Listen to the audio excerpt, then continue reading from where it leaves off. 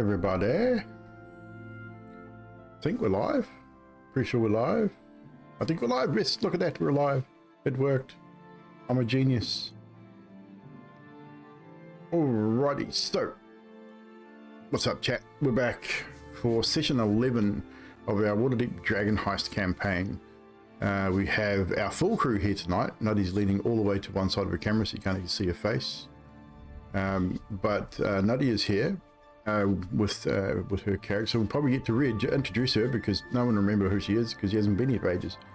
But we'll go through and get everyone to reintroduce themselves anyway as a thing. 2 weeks is a long time when you're playing D&D. So before we kick off, we will just briefly go. Actually, no, we won't. We'll reintroduce you guys as you enter into the roleplay after the recap. Probably the easiest way to do it. So last we left off, you had all had an interesting evening. Troll Skull Alley was once again milling with people after the previous day's explosion. You'd all rose early, Droplet experiencing something odd during his morning prayer to the sun. Eventually, you met in the kitchen to discuss your day.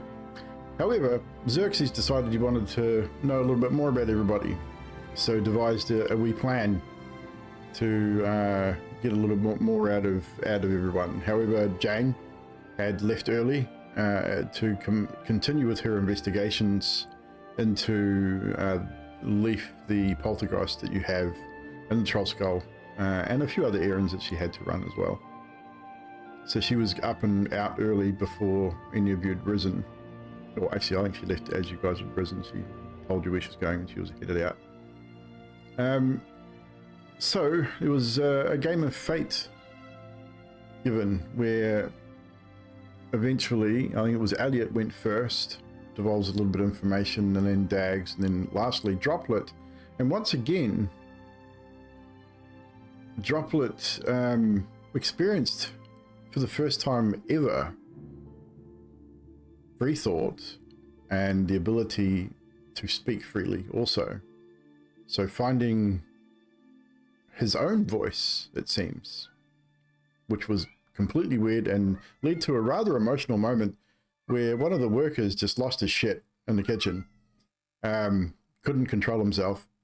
The inn's cat is hanging around the back and is yelling like a banshee as normal. Jane is still sitting far to one side of her camera.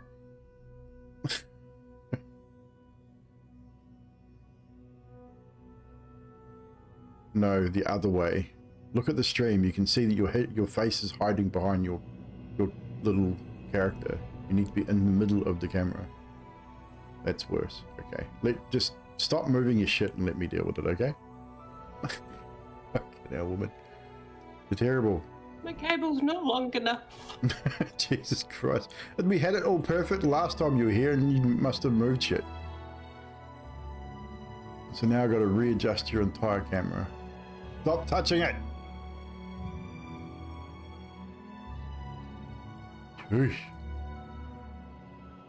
Because obviously you're going to continue leaning to that side, so I'm going to have to adjust you back the other way.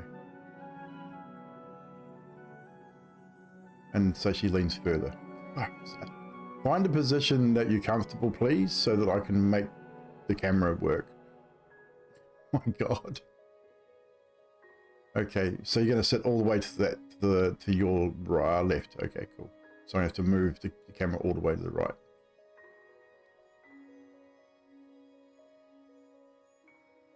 God, and you still... Why? Lean back. Don't lean forward. Thank you. If you can't see, we need to... You've just got new glasses, so how can you not see? And yeah, people can't see you. They can't see you. I'm getting comfortable for my back. Yeah, well, you keep moving. So,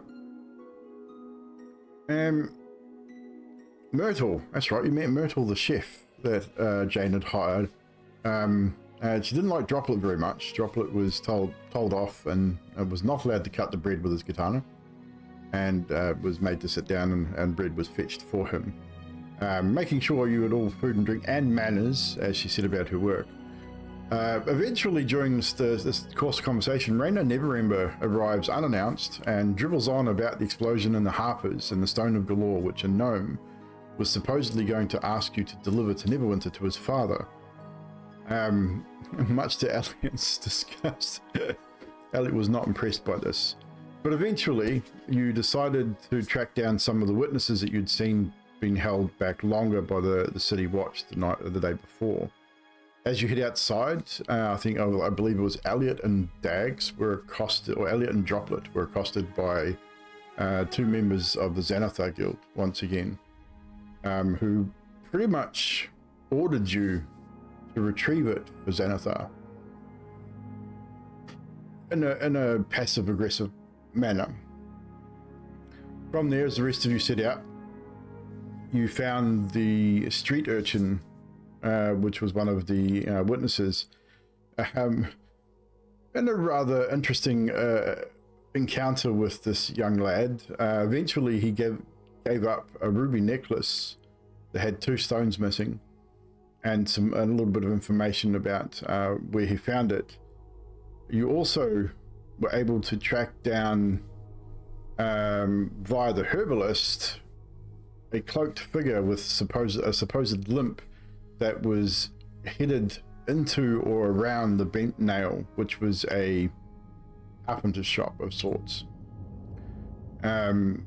Unfortunately, the interaction there didn't go very well either, as Droplet, intending on trying to get a little of a sneaky peek into or more information, ends up in a face-to-face standoff with the owner and some of his Black Network friends. You're eventually back out of the place, not wanting to get into a fight with these individuals, which was probably a wise choice. And pretty much this is where we rejoin you, as you were just out. You moved back out into the alley. You were having a bit of a discussion. Droplet sort of informed you that he'd seen someone in the back room that may or may not be the cloaked figure you were looking for. And Xerxes has just revealed to the rest of you that may or may not have known at this point that he was a former member of the Black Network.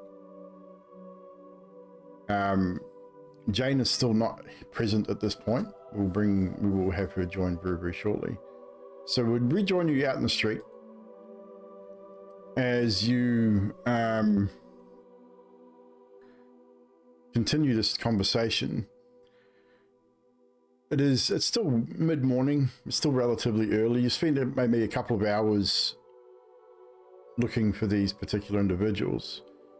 As you back away from the Bent Nail, 2 of the individuals that you can definitely tell are part of the Zhentarim network, in the darkened leathers, sort of move. The door was locked behind you, but now 2 guards posted, it seems, at the front of the Bent Nail. Says I'm not online? What do you mean? I'm showing us online. We've got 11 viewers. Oh, on mine it says you're not. Let me refresh that. Yeah, it's definitely showing as me online. Yeah. Online for me. Oh, that's better. Okay, sorry, my bad. It's not his fault. Anywho, so we'll turn it over to you. Shit, we lost Styx. Lost Styx's camera again. What the fuck? Did he not just turn off because he had to do something? Well, he had dropped his camera, I think. No, he's And then completely dropped out. Oh, he dropped out. Got the old boy in the room. Yeah, you said yeah, but he's completely dropped out. Yeah. Boy. He just messaged in What's he Discord. dropped out? Give me a second. Yes, I think he might have lost internet. PC randomly rebooted. He'll be back momentarily. His PC just decided to reboot. So we will, what we will do then was we will switch over to Jane briefly while we're waiting for Xerxes to return. So Jane, you've been out early in the morning. You've headed back out to the archives where you've been looking for information on Leaf. Unfortunately, you've not been able to find a whole lot. The records for Trollskull Manor go back quite a number of years, but no mention of anyone with the name Leaf. You haven't, obviously don't have a last name. You're not entirely sure that whether, I mean, you're not sure whether you actually own the place or just died there, but there is no record of a Leaf as an owner of Trollskull. However, the building's been there a long time. You're not sure how long the records go back. So not finding that, you have made contact with some of your allies within the city and have continued your search for information on your issue that brought you to Waterdeep outside of this particular situation you find yourself in. And you have received a little bit of information. You've discovered that there are two possible culprits for this particular person going missing. One is the Brigandiath, which are known for their skullduggery and are known to initiate kidnappings and murder on occasion, assassination. At first, when it first happened, you thought it might have been the Zhentarim. You had dealings with them before, but they're not really murderers on that level. They're more smugglers, and unless you cross them, obviously. But the other was Xanathar Guild, potentially, as you've had dealings with all three of these factions in the past, or your husband had dealings with these factions. So you have a little bit more information that there is definitely a connection here somewhere. You've also discovered the reason why he seems to have vanished. It appears that he got a little light-fingered with a particular shipment that he was dealing with. An item, stone, it seems, that was destined to be taken to Neverwinter, never made it to Neverwinter, and the owners apparently came looking for it. Well, the proposed owners, the owners of that time came looking for it. And it appears that your husband discovered its worth, attempted to sell it, and was found out. And that is why he was taken.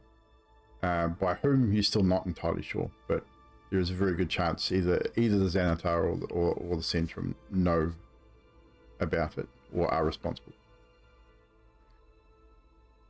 Styx is back.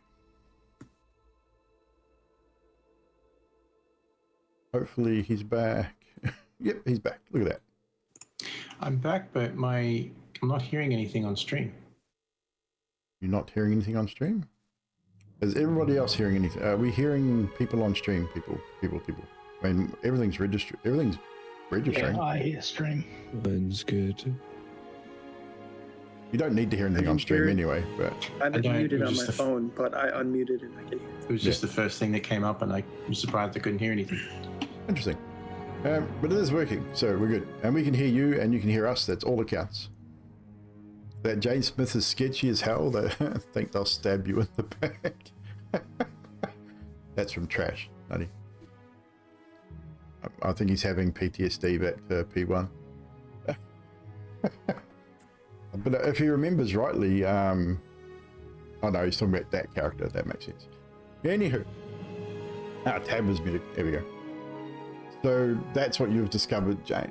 And since you've discovered that, you're now starting to head back to Trollskull to with what little information you have about Leaf to hand off to the rest of the group.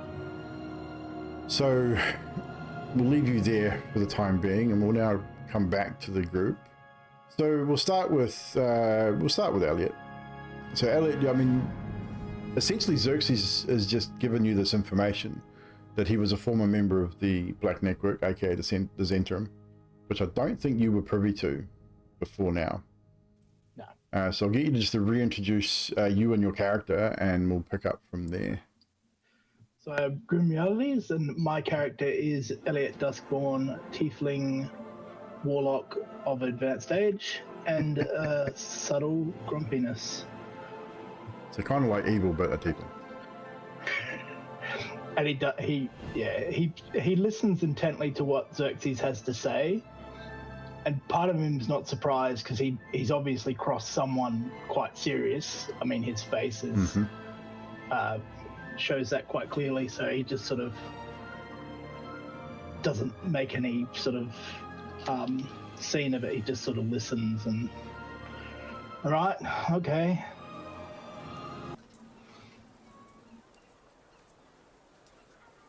We also have, in this particular group of people, we have Droplet, our Kenku. So, Neon, you can reintroduce yourself and your character. Please. Hello, I'm Neon, and I play Droplet, the Kenku monk that flaps his wings angrily and no one understands what he has to say. So, what does Droplet think of the fact that one is now standing opposite a former member of the Zhentarim? Up until this point, Droplet has been pacing back and forth quite frustratedly that he didn't manage to catch his fellow in the back rooms. And as the guards came out, he sort of stopped pacing, gave them that bombastic side eye, and then just turned to his group. And hearing this from Xerxes, and it becoming more of a serious thing, Droplet has sort of composed himself slightly. He's now attentive to his friend. He's tucked his wings back in, and he's just looking up because he's very short, with just these eyes that are just like story time. Indeed. And Dags, to reintroduce you as well, please. Dags. And now I can't even remember. Is Dags a human? He's a half wood elf. Half elf, duh. Half wood elf. Been a while, rogue. Dude. We know this. It's been a little while. Yeah. Half wood elf rogue. He's a goofy character. Yeah. But so how does Dags react to this information? I don't think Dags understands it, but he doesn't know the true what is the word? What that fully means to the be true connotations of it, I guess. Yeah. Like he understands it's a faction and everything, but he doesn't Yeah, because Dags probably doesn't know too much about the Zhentarim. He probably doesn't know too much about the factions in general. The only information he's even had about the Brigand Diarth was that they possibly knew something about what he now currently has recovered. So for sense. all he really knows is being part of a faction is kind of being part of a little rapscallion gang of orphans. Makes sense. He knows. So he just kind of is okay. So in that case, then Dags doesn't react too much. So Xerxes, you've had an interesting sort of reaction to this information. You can see the two Zent guards have now been posted at the front of the bent nail. They're not close enough to sort of overhear your conversation or anything, but they are very, very attentive to your group. They are definitely watching you. So I'll get you to reintroduce you and your character. Hello, I'm Styx, and I'm playing Xerxes Devrain, and he is a half-drow paladin, Oath of the Grave Warden, in fact. And as you've all just learnt, also a former member of the Zhentarim. Indeed. So, as you guys converse, what is the plan? Are we heading back to Trollskull, or are we going? What are we planning to do here? At the moment. I don't think we want to outstay our welcome here. Best we get out of sight at least. Don't think we've already outstayed our welcome. But you're right, we should absolutely leave. Goodbye, gentlemen. Have a good day. Funnily enough, one of them actually reciprocates and gives you a nod and a bit of a half-pie salute. But you can tell it's a very sarcastic salute, like the sarcastic smirk is basically, yeah, fuck off, you cunts, don't come back. And in fact, as you start moving towards Trollskull, they move away from the bent nail and kind of half-pie follow you for maybe about 30 or 40 feet down the alley before they slow up and sort of just post themselves up in the alley. Where you guys know from where they are, they can get a reasonable view of the front of Trollskull. So you kind of know you're being watched. They've not made it unobvious that they are watching. As you guys approach the front of Trollskull, none other than Jane Smith makes her appearance in the alley as she sort of crosses the alley in front of you guys, sort of spots you coming back towards the inn. Hand goes up, she gives you a wave. Jane, would you reintroduce yourself for everyone who doesn't remember who you are because you haven't been here for ages? Hi, I'm Nutty Tart, aka Jane Smith, the human druid. Not a huge amount to say about me at this point, other than she's very I'm secretive. looking after stuff in the manor at the moment. Yeah, so Jane has been busy having the Trollskull Manor renovated, ready for its grand opening in a few days. But as you approach Jane, you see that the group, and they're probably, I would say Jane's, I mean, your passive is reasonable. There's definitely a look of concern. You would probably see that all of them are probably multiple times as they're walking towards you have peered back over their shoulder behind them. I'd say you're all aware that the Zhent are there, so you're probably all taking note and making notice, especially Droplet. Droplet, I would imagine, is turning back and watching them like a hawk. He's probably walking with his head turned almost completely around and probably not watching where he's going. It's actually very accurate. And, that's what I would imagine from you. As Jane sort of seizes and approaches, Droplet's going to try throwing his voice a little bit again to the Zhentarim, sort of just try and get just a bit behind them. And if what he's going for is he's going to try and pull out the abyssal line from the little side mission that they went on. Yes. Of your contract is terminated. Yeah, you want you to fuck off too. Jane, I've heard that. Followed by the so this was an devilish howl of a distant wolf. Yeah, so this is from Cabal Manor. You weren't there. This is a statement that he heard when they were in Cabal Manor, which is an infernal. So if anyone can speak infernal, you will understand this. You will understand exactly what he's just said. Well, what am I going to make you roll for this? Performance, perhaps? Or deception? Performance or deception? What do you think dropped it? I think maybe deception, because you're trying to throw your voice and give them a sense of this voice coming from a different place. So I would say we'll give you a deception roll.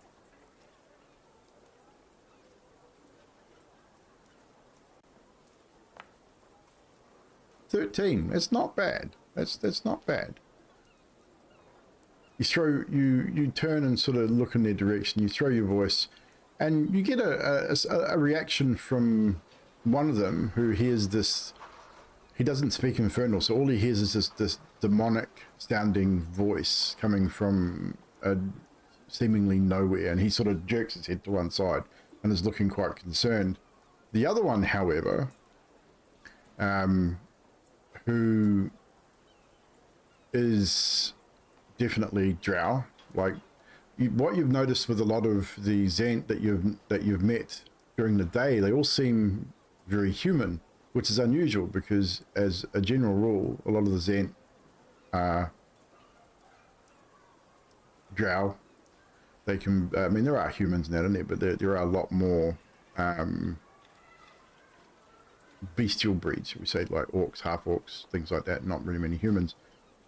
But the other one sort of looks over his shoulder, hearing this voice, and doesn't seem to react the same as the other one. The other one's kind of freaked out, like, but the second dude doesn't really act at all out of his.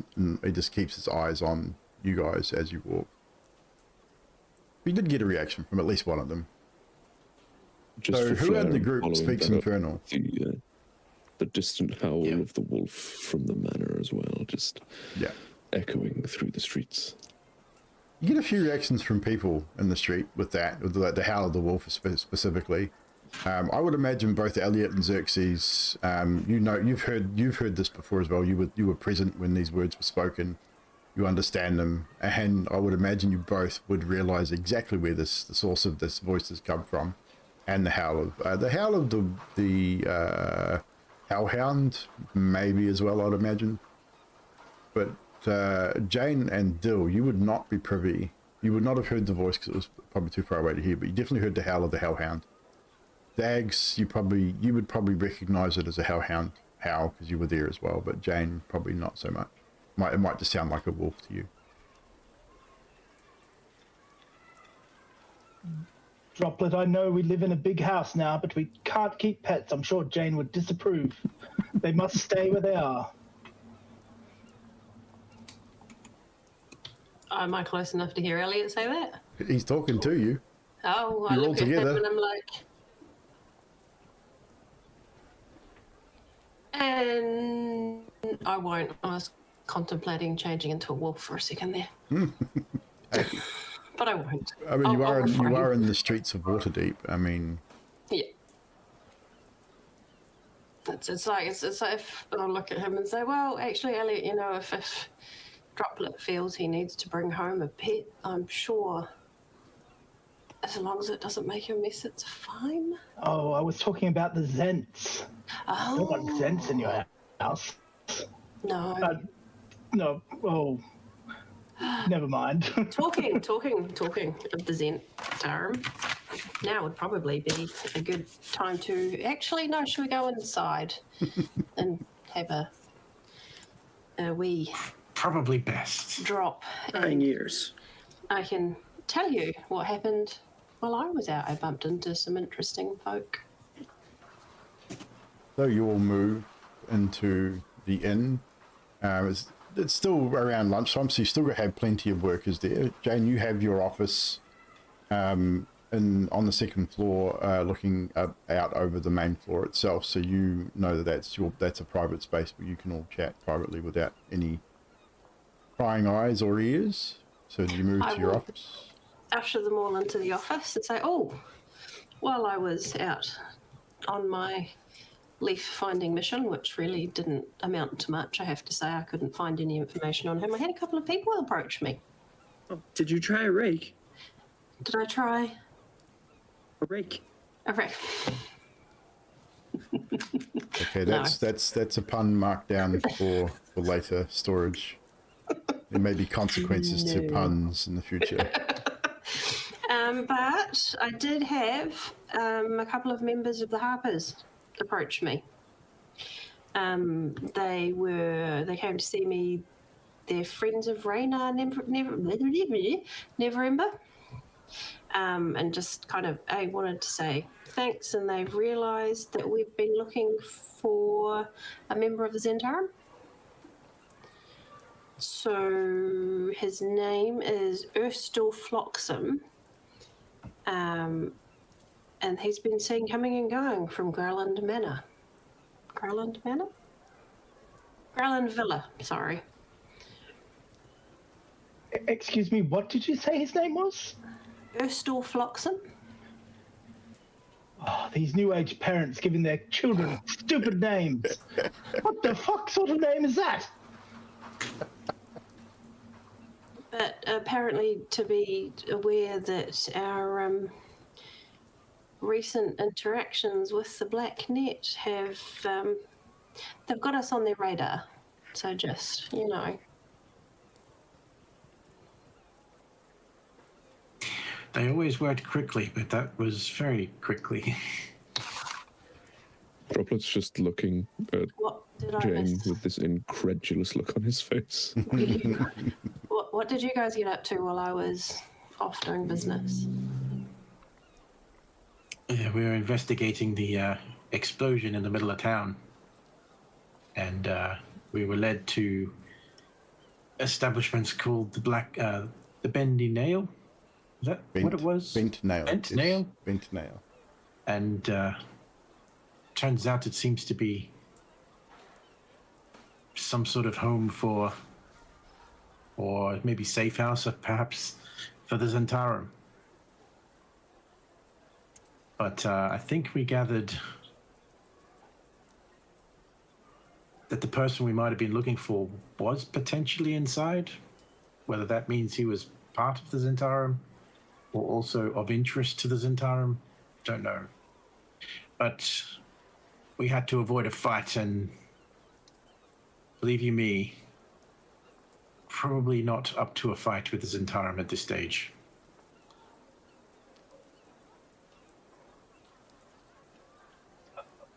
Also, as a side note, without too much information, we absolutely have pissed off the Brigadier.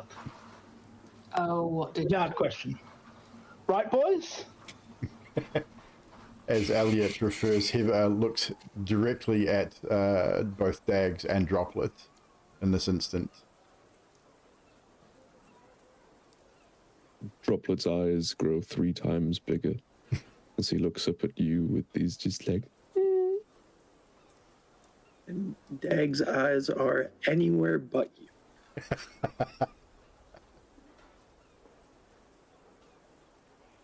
Oh, I love it. So yes, the look of guilt heavily on both Droplet and Dags right now. So, Jane looks at the pair of them. What did you do, and is it going to cost me?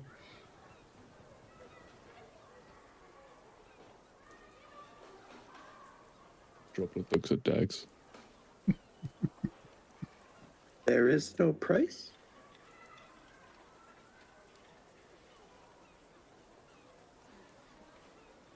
You still haven't told me what you did. What have you done? How can you piss off the Brigadier? Well, they had something that wasn't theirs. Uh-huh. And things happened in the process of getting said thing. I look at Elliot. What happened? At least I know I'm going to get a straight answer out of you. What did they do? Droplet's wing just comes up and he's just pointing at Dag's neck.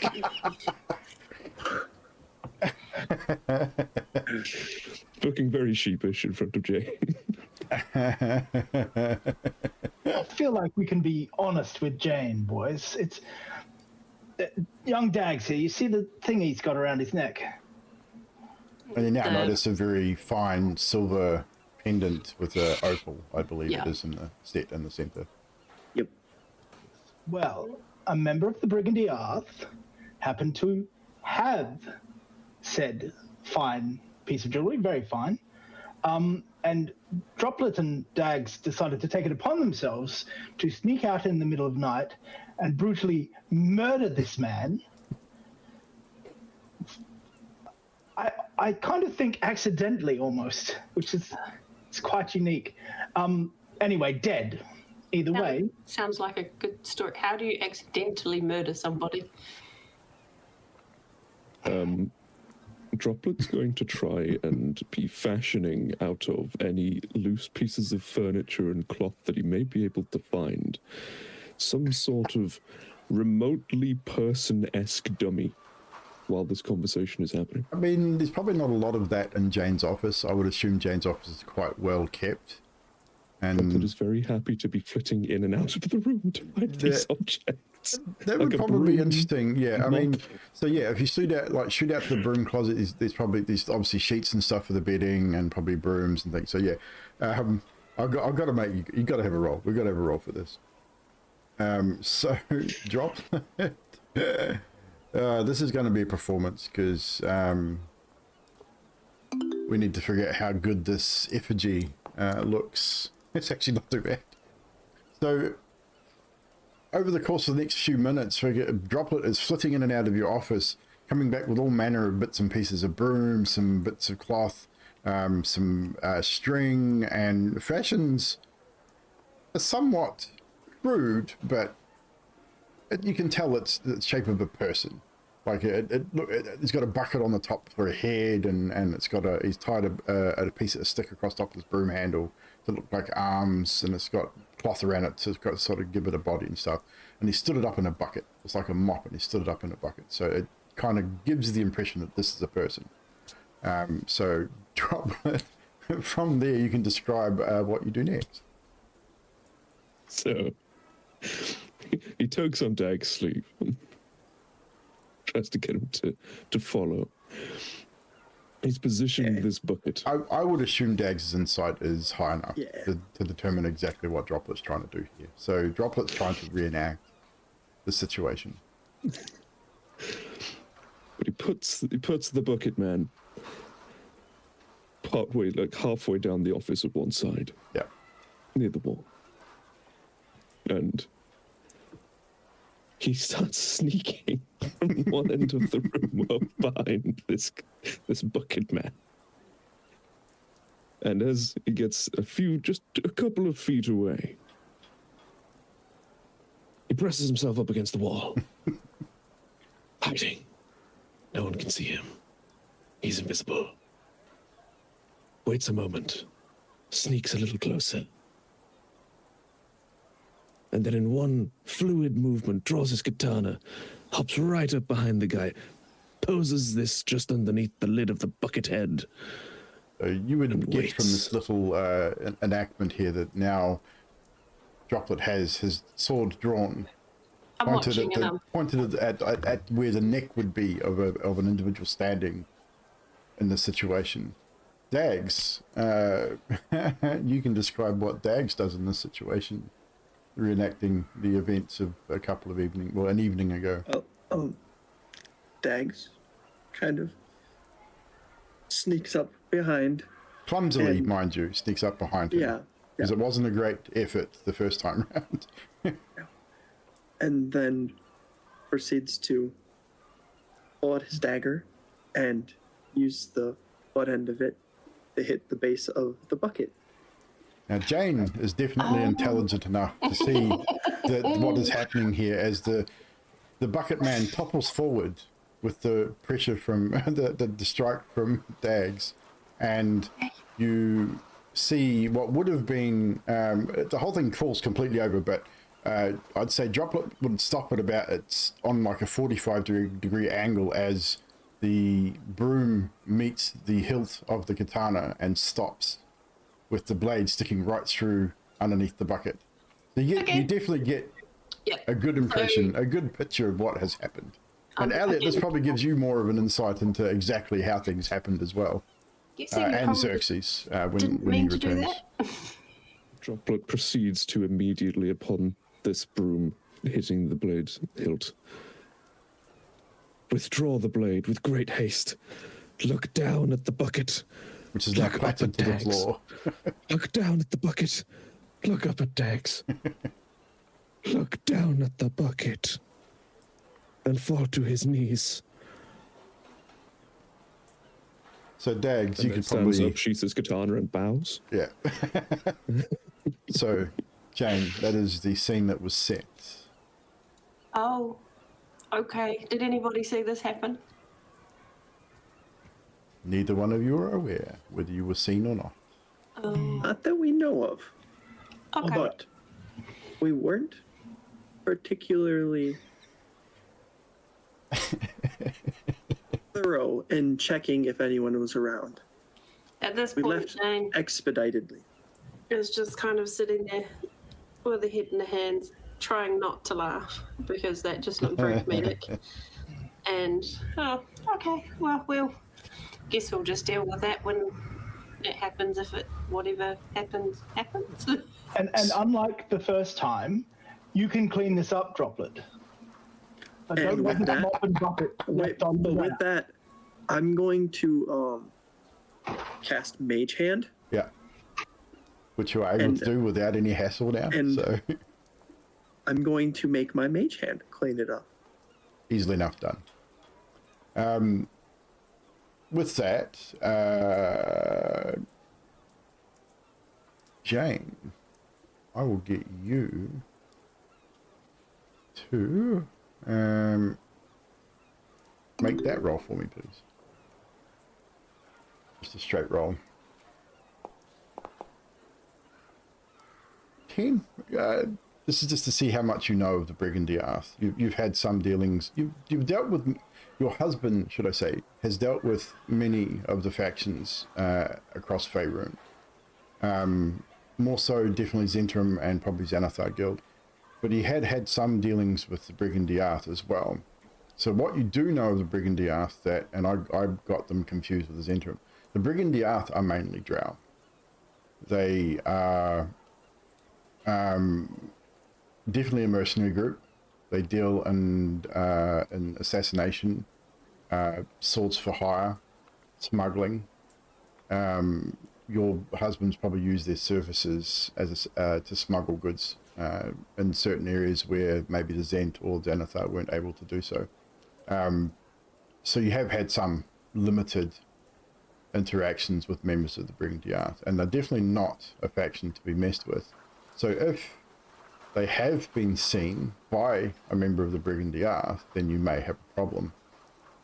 If they had been seen by the City Watch or a witness that has gone to the City Watch, you may also have another problem.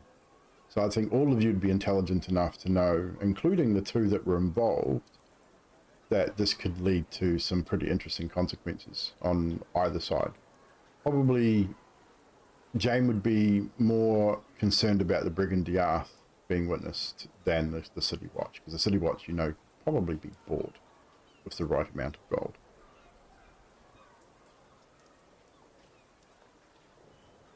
So Xerxes, did you hear any of that? Yeah. Cool. So that was a rather interesting reenactment of the events of the previous evening. What are we going to do with you two? Because there's construction going on around the moment. Cool. Oh, we just lost I'll all look our for cameras. a loose. Oh no, we're back. I'll look for a loose bit of wood and a nail, and just pick up a hammer and just bash the nail in and go. See, it was just like that. It's all good. So you guys can still hear and see me? Yep. It took a bit, but yeah, you good now. Nuddy? Yes, no? I can only see and hear you. You can't see or hear. You can't see or hear anyone else. I can hear Sticks really, really, I really can't see quietly, Nutty. but I can't really hear what he's saying. Refresh. Try refreshing. Because I can see and hear everybody, so. Yeah, if you've lost anybody in your thing, either refresh or just reconnect. I still think it's our ISP. This new ISP is doing some dicky fucking shit. Yeah, there was the two of you froze in sync. Yeah. So I'd say, and it seems to be happening around the same time every night too. So I'm wondering whether they're doing almost like a reset on their end, maybe. sounds like a cycling. I'm Yeah. back. Can you see and hear everybody? Yeah. Right, that's all we need. I would say it's our ISP. We're going to need to contact them and find out what the hell's going on. Because it's happening the same time every night. What are you listening for, woman? What are you Sounds listening like for? somebody screaming outside. No, that's on Foundry. I was like, is that You- bad? And do we need to call the cops? No, it's the noises from Waterdeep in Foundry. Check for Spring. droplets and bags. Make sure they haven't gone out again. Make sure they didn't do anything. So yes, so with that, that's you know that there's an issue with the whole the bringing the Arth if they were the witnesses. But anywho, so you now have some information that this so-called cloaked figure that you are potentially tracking, the one that was limping, that Droplet believes he may possibly have seen in the back room of the Bent Nail, goes by the name of Erstil Floxen, a potential member of the Zhentarim.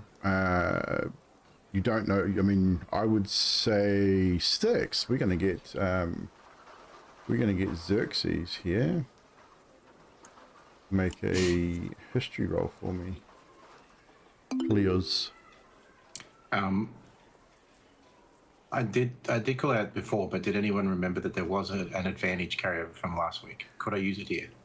It is up to you guys, up to your team whether you want to use the advantage here or not.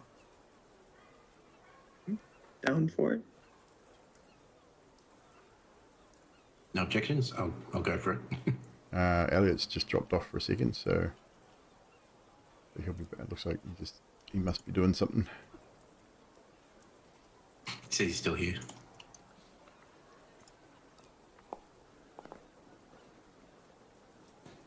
So, with a 17, probably good that you did use that advantage here, because this will give you a reasonable amount of information. Xerxes, you are familiar with one Erstil, should I say, Erstil Floxen. You have met him on a number of occasions. In fact, he was there the night that your face was made the way that it is today. In fact, he would have been almost certainly one to strike many of the blows that eventually led to your untimely death. He is an assassin. He is tied closely to Manchun. He is one of Manchun's most trusted assassins, in fact. So if he's involved in this particular situation, you can be rest assured that Manchun is very aware of what is happening, and this particular stone, the Stone of Galore, which is now obviously being sought after by both the Zhentarim and the Xanathar's Guild, quite clearly, holds some value, especially if Manchun wants it. You're not entirely sure what it is, what it does yet. You just know that the stone was possibly being brought to you to be then couriered to Rainer's father in Neverwinter. Rainer doesn't want his father to have it either, which is another clue to the worth of this particular stone. So, the Grelland Villa. Droplet, you are aware of Grelland Villa as a Zhentarim safe house. Xerxes, you would be also aware, with your dealings with the Zhentarim in the past, that Grelland Villa is a Zhentarim safe house. Generally, when something happens because of the Grellands and their standing within Waterdeep, no one really questions them, or the City Watch doesn't really go there often. It's best to leave well enough alone, kind of deal. You know that Grelland Villa is to the east of Trollskull, within walking distance, 45 minutes at most to get there. It is currently around lunchtime, so it is middle of the day, so it's up to you whether you want to go investigate that or not. You would probably know that Erstil's not going to move during the day, especially now that you guys have made your presence known to them. If he is going to move, he's probably going to move at night, if he's going to head to Grelland from where they are at the Bent Nail, if that is indeed him that Droplet did see. But they will not move during the day. The Zent will wait for the cover of darkness before they start skulking around the city. Potentially. But you would also understand that they do use the sewers a little bit. They try to avoid them if they have to, because Xanathar generally controls most of the sewer branches. but they do have a few areas that they can use themselves. That's the information that you remember about Erstilfloxen.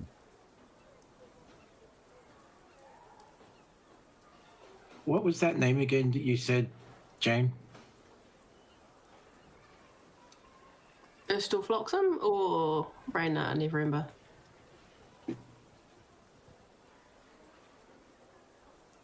Now, if you could see know this Xerxes' name. face, I'd say there'd be a real look of concern on his face right now, but you can't really see it, so...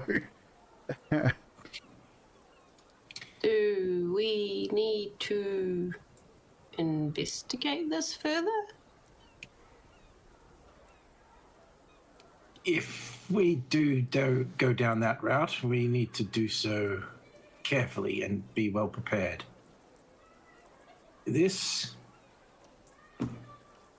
He contributed to this. Oh. DM question. Yes. Would Jane have any contacts in that area that might make things easier? In what area? In the Zhentarim. I would say probably not. I mean, your husband was obviously the mouthpiece for you. I mean, for your operation. So while you would have definitely had dealings with the Zhentarim, that probably hasn't happened for a number of months now, and you wouldn't have dealt with anyone in any kind of high standing. You would have probably dealt with a few like pocket factions of the Zhent, like specific groups that worked with them, smuggling and moving stolen goods, which the Zhentarim generally do a lot of. So you probably wouldn't know anyone in a position to really help you in this situation. You'd probably know of a couple of safe houses or drop points outside of the city, but not in Waterdeep specifically. Okay. That's no help to me at all. Sorry. That's absolutely fine. Very dangerous fellow, Erstil.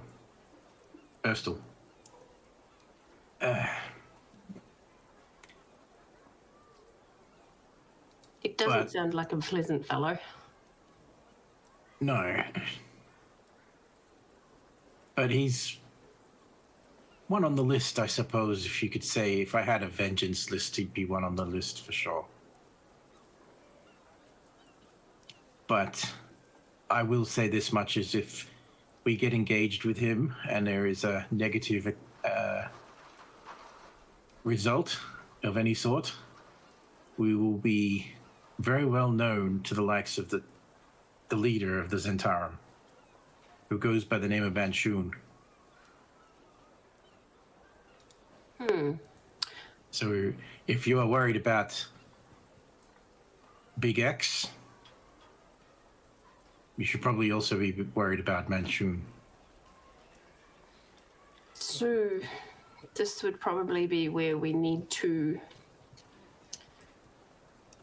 be, what's the word I'm looking for? Not careful, but... Diligent? Diligent. That's the bugger. Diligent. And try not to piss anybody off and see if she looks... Elliot starts Dags. cackling maniacally. Dags and droplet in her eye starts twitching. and with Elliot, even your patron has that laughter, almost a cackle himself, as for once you're on the same page, it seems, in this particular situation. Oh, really lost. Have we already pissed people off? Were you not listening, Jane? We just said a minute ago. That was a Brigand Earth. You don't think we pissed off the Zhentarim too? So we've been in the city for all of what, less than a week? Oh, yeah. And we've already made a deal with Xanathars and have to bring back this stone, which, by the way, is also being sought after by the Zhentarim. So we need to decide quickly what we're going to do about this. because we don't want to piss off the Xanathars Guild either. And apparently now we've what you said, pissed off the Burgundy Arth. Pissed off would be probably putting it mildly. Zhentarim might be pissed off right now. Xanathar's guild is growing impatient with us. Droplet pissed off the maid. I mean, is there anyone in this city we have not got on the wrong side of? Maybe we shouldn't tell Jane that the investigators also were keeping a close eye on us at the explosion site. But they just wanted an invite to our grand opening. Well, we skillfully, I suppose, talked them into that, didn't we? Just trying to look at the dagger. What Context. the fuck? That's all that Jane is thinking right now. Droplet is currently sat at the end of the table with his elbows on the table, his head down, his just across his, just above his lips, looking very intently at this important conversation. Yes, this is all very good information. Yes. Very good. Jane reaches back and grabs the biggest bottle of whiskey that she has. And I'd say she keeps a decent bottle in her drawer of her Looks desk. at the bottle, looks at the glass, takes the lid off the bottle and just starts swigging. Let me give you the short form of what we've done. We've taken a deal. We pissed off another clan by killing one of them. And then we got our hands dirty in an explosion site. We found out that somebody at the explosion site was carrying something important. And we may have actually spoiled the opportunity to actually get it from there. And then we got sent on another journey to check out a couple of other people who may have been of interest. One of them was, okay, we got some stock of health potions, I suppose. And then we bumped into the Zhentarim, and now we're stuck here. So that's the short form. Okay. And at this point, she gives everybody, does everybody want to drink? Is at this point, who has the necklace, the ruby necklace? I think it was Elliot, doesn't it? Yep. Elliot, you had that. You feel a tug on your jacket pocket, and the necklace is now dangling in the air in front of you, just swaying backwards and forwards. Oh, the ghost, the Leaf. leaf. And then you get that little jingle as he's sort of jingling it like right in front of you. Tell him to leave it alone. That's two. I don't speak Spectre. Any of you make sense of this? Droplet, you seem to be into theatric displays of charades. So what Do I need to get the rake? that's three. Droplet comes over to the dangling necklace. I'll get you all to roll an insight check for this. Drop it while you carry on there. He reaches out to Leaf as if to say, okay, cool, please, thank you. Yeah. And he sort of dangles it over your hand again and drops it into your hand. Droplet takes a moment, feels the weight of this necklace.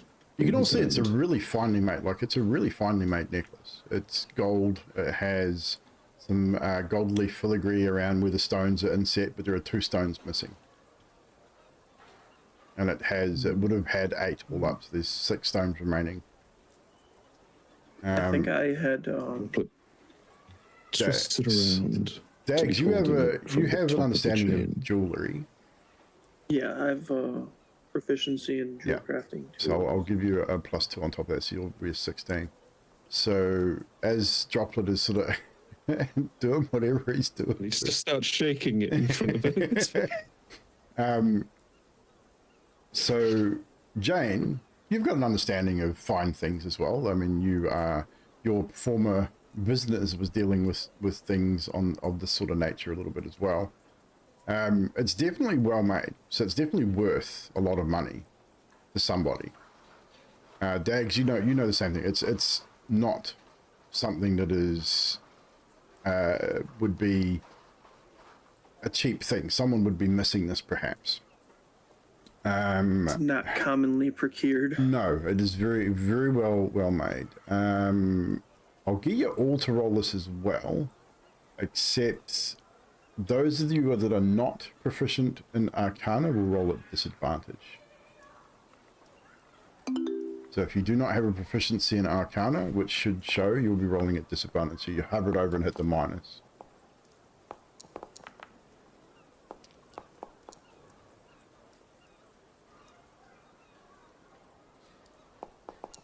So none of you are proficient in Arcana. Interesting.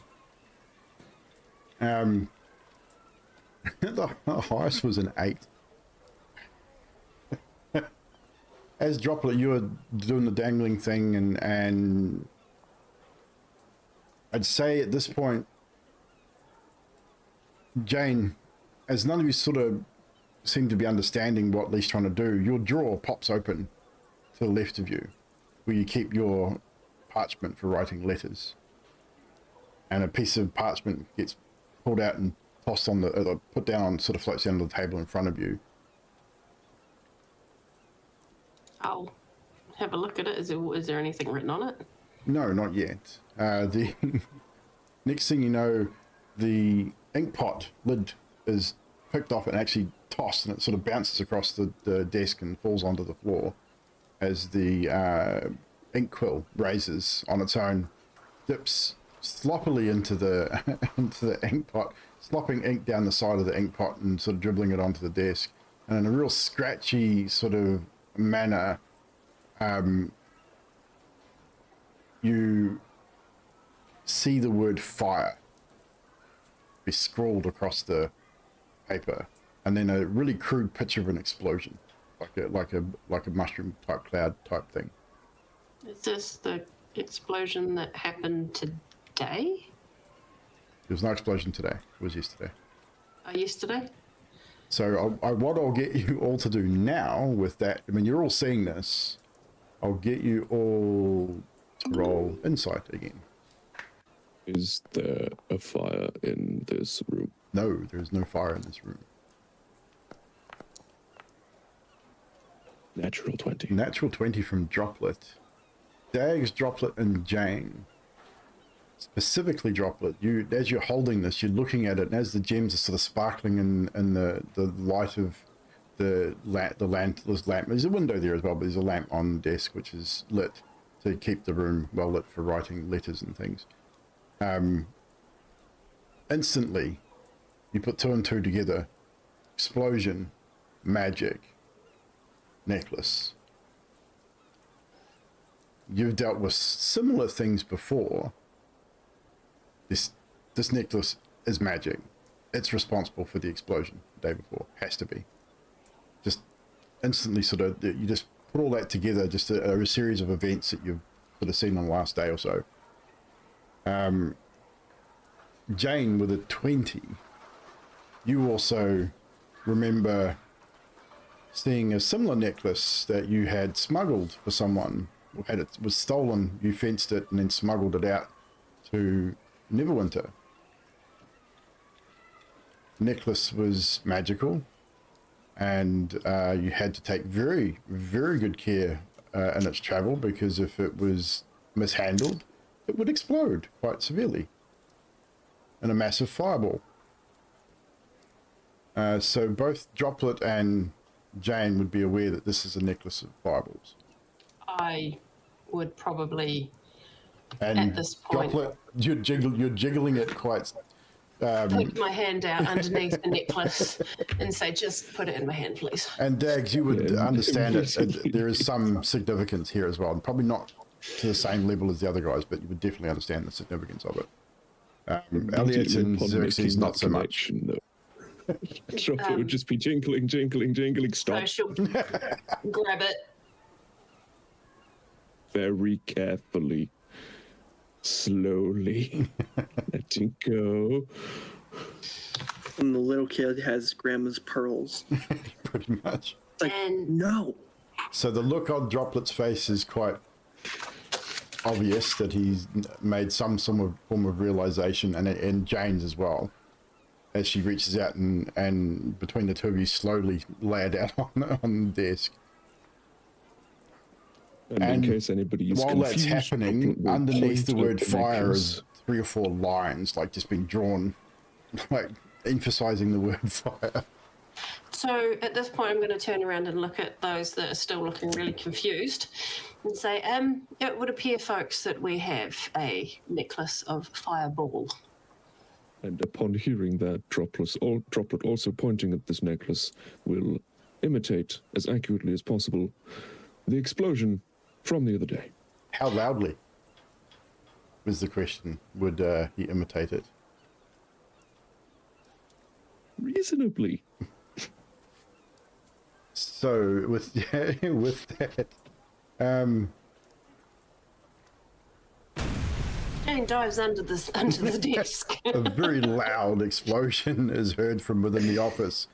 You hear a whole bunch of "What the fuck was that?" from out in the inn as several workers drop tools and fucking run out the front of the building, thinking something drastic has happened. Why would you do that? Droplet?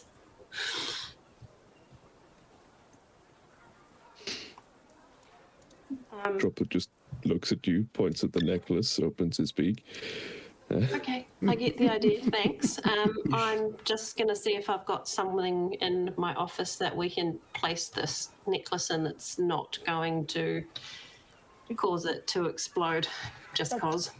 That's mine. I had to protect a small child from Dags accosting him for that necklace. It belongs to me.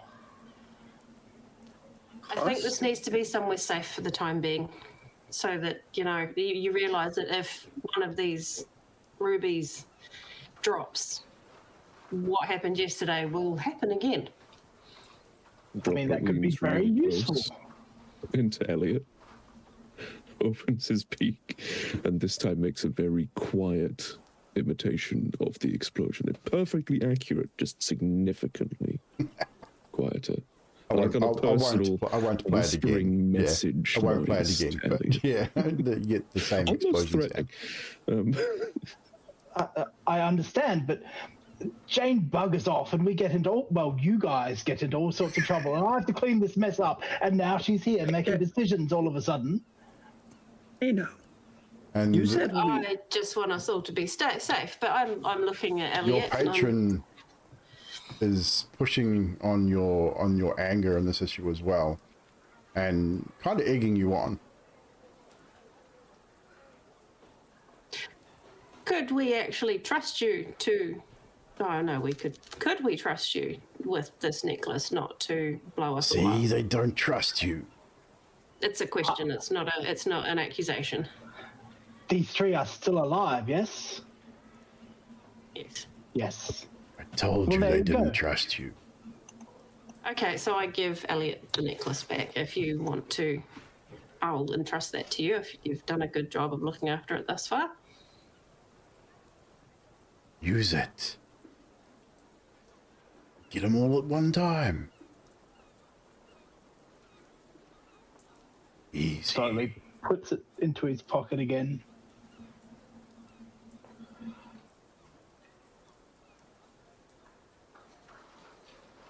And I look at the other three and I'm like, are we happy? We're happy with this decision? We've done this so far, we're good? No objections from me. I wouldn't know how to Okay. use it.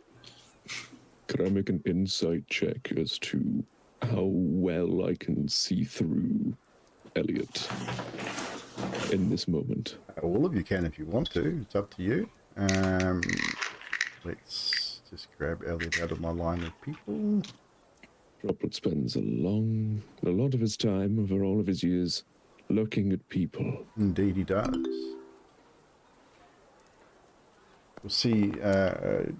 See how well. Oh, Jane with a 23. I would say Jane, definitely you see that seething anger just below the surface, like it's pretty evident. It's right, it's there. But he's also keeping himself composed as well. Droplet and Dags, you probably get an inkling that, I mean, you can definitely see he's upset. Like he was upset that he was his. Like he was the one that managed to get it from this child in the first place. But beyond that, you don't really see the rising of this extra emotion under the surface. Where Jane, you've spent a lifetime reading people as part of your job, so to speak, I guess. Where did Jane go? She's cold. Heater on. Oh, she's getting a blanket for her knees. I was talking directly to you, Jane, at that point, so it's probably not a good idea to run away when I'm talking directly to you. I kind of heard half of that, but not all of it. Yeah. Terrible, lady, terrible. Cold. You could have waited till I finished speaking. Sorry. But you, with your 23, you spend a lifetime reading people with what you used to do. You were in the background all the time, but you would watch people and watch body language and expression. And you can see the anger, that underlying anger in Elliot, although he has kept it pretty well together. But there's a lot more anger there than he's sort of letting forth, shall we say. Does Elliot seem uncharacteristically angry at this point? No, not for Or you, is he not for the rest of you, no. Right, and that's Probably kind of for Jane, yeah. Probably for Jane, it's probably a little more than she's used to seeing with him. The rest of you, it's about the same. Like he's pretty ornery a lot of the time. Like he's basically he's a grumpy old dude. Like he gets pissed off that the curtains don't close properly, and like if his door squeaks when he closes it, he gets upset at that. Or if the sliding door gets stuck, he fucking throws it through. Little things set him off. At this point, I'm going to look at Elliot and say, well, I trust you. I think you can keep that in check. And Elliot, all you hear is lights. And it's dark, like it's a real dark, deep grumble of a word.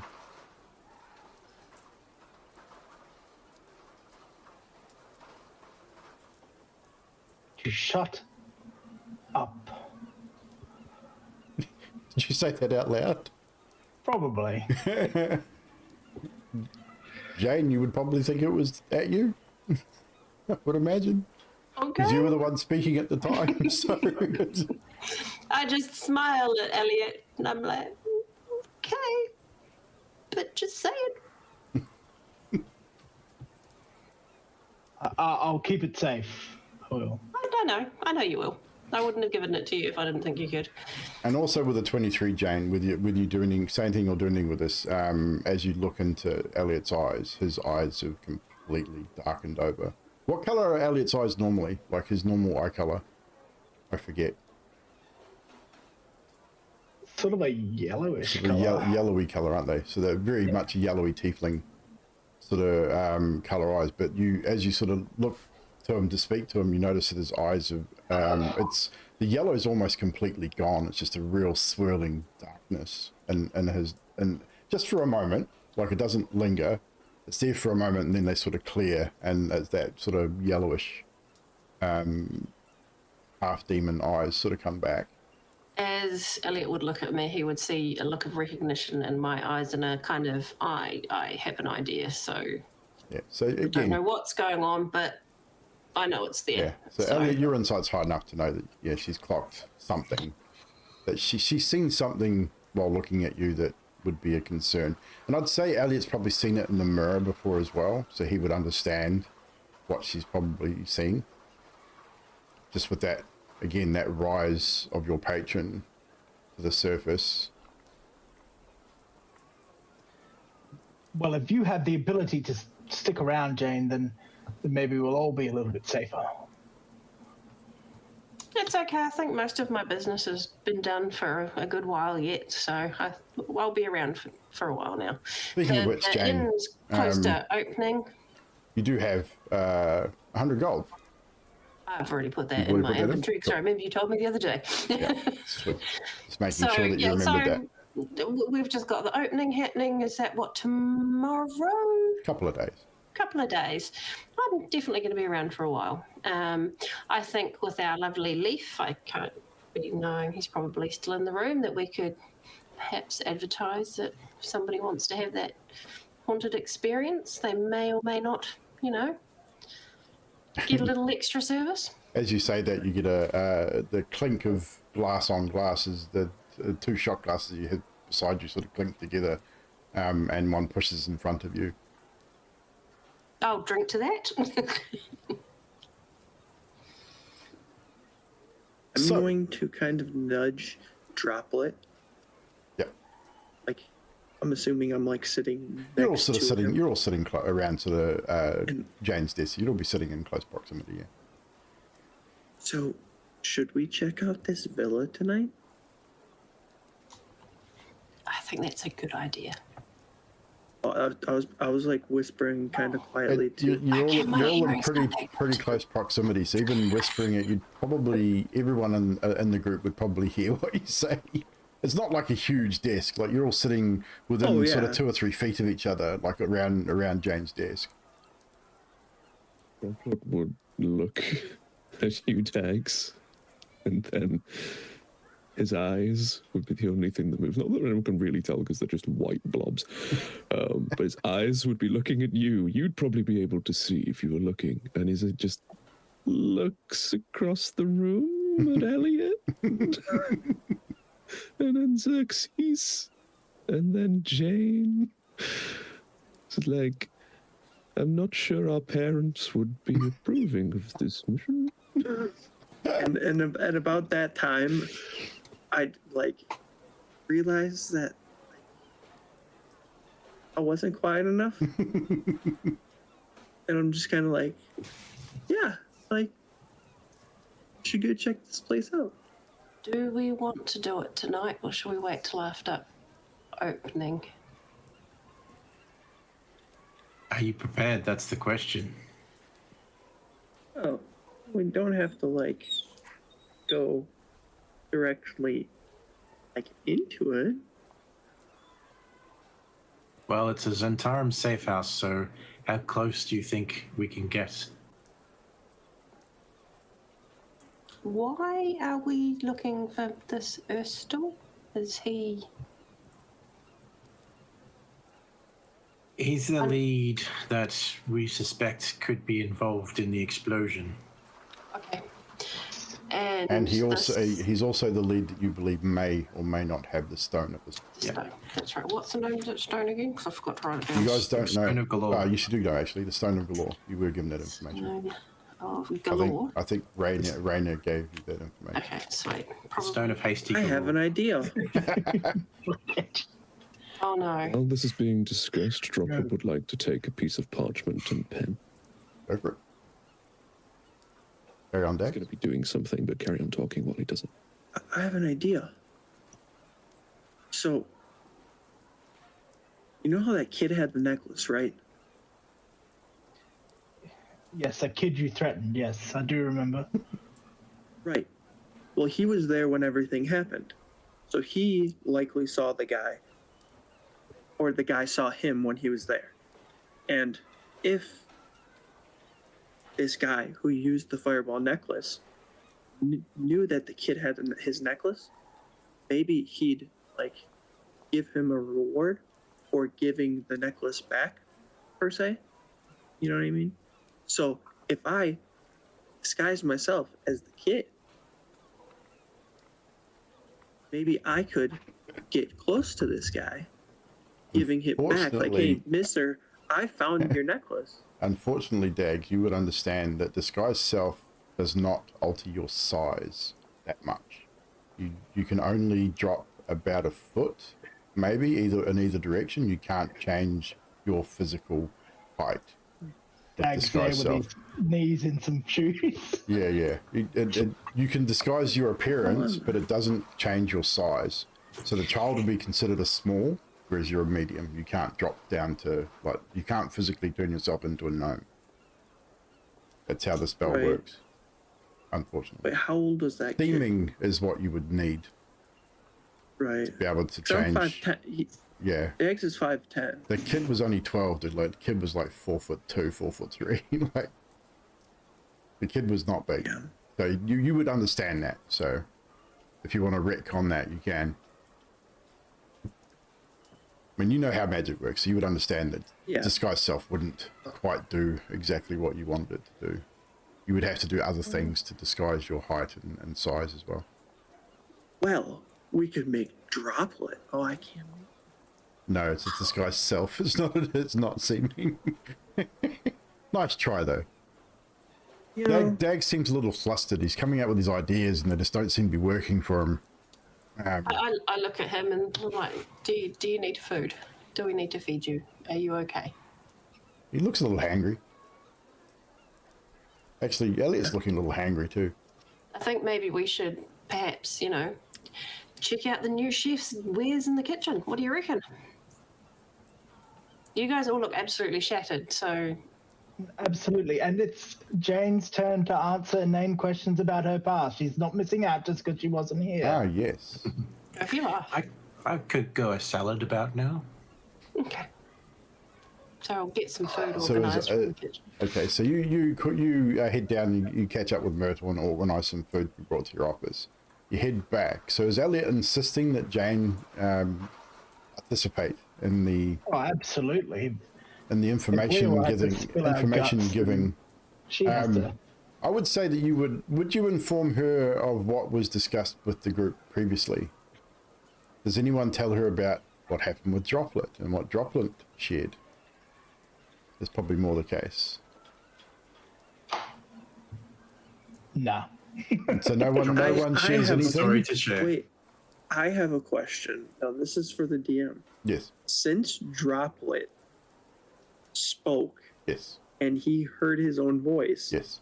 could he technically recant that or He could repeat it, yes. like, yeah? Complete Yeah, I was mimicry, just curious. yeah. Like, The mimicry still Oh, remains. yeah. So whatever he's heard, like even though he freely spoke in that moment, yes, Droplet will be I able was to just mimic curious. that perfectly. yeah, that was just one thing. Like, as soon as Yeah. we're talking about, it, I'm like, I won't, like that's something I wonder. Is that 100%. possible? So Xerxes, you said you had a story to tell. I was just saying that's his story to tell. But you do tell Jane that you had a little a game of fate to have people tell their stories, and everyone shared. So it's Jane's turn. Yes. Do I get to hear everybody else's stories too? Can probably do a recap.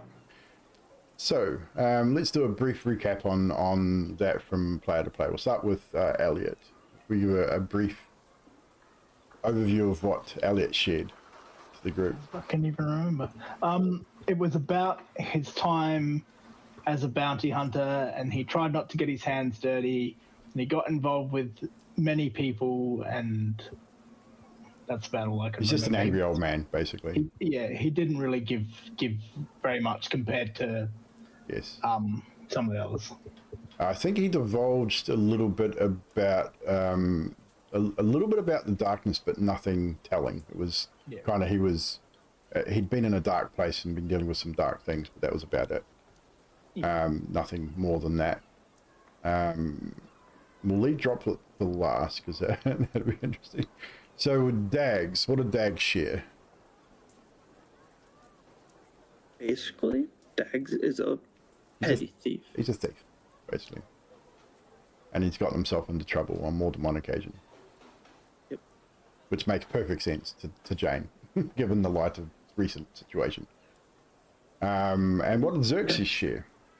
I shared that I was a former Zhentarim agent. Well, I am a former Zhentarim agent. Not I was. Well, you kind of was because you were killed and then brought back. So you Yep, can use I both. was- You can use I both was present killed, and yep. past tense. So I have actually died, but more than once. Yes. And I think you also shared that the Zent were responsible for why he is wearing a mask as well. Yes. Yeah, he said Yep. that when he Yeah. was telling us about the Urstal thing. Yeah. So he went into a little bit more detail about it.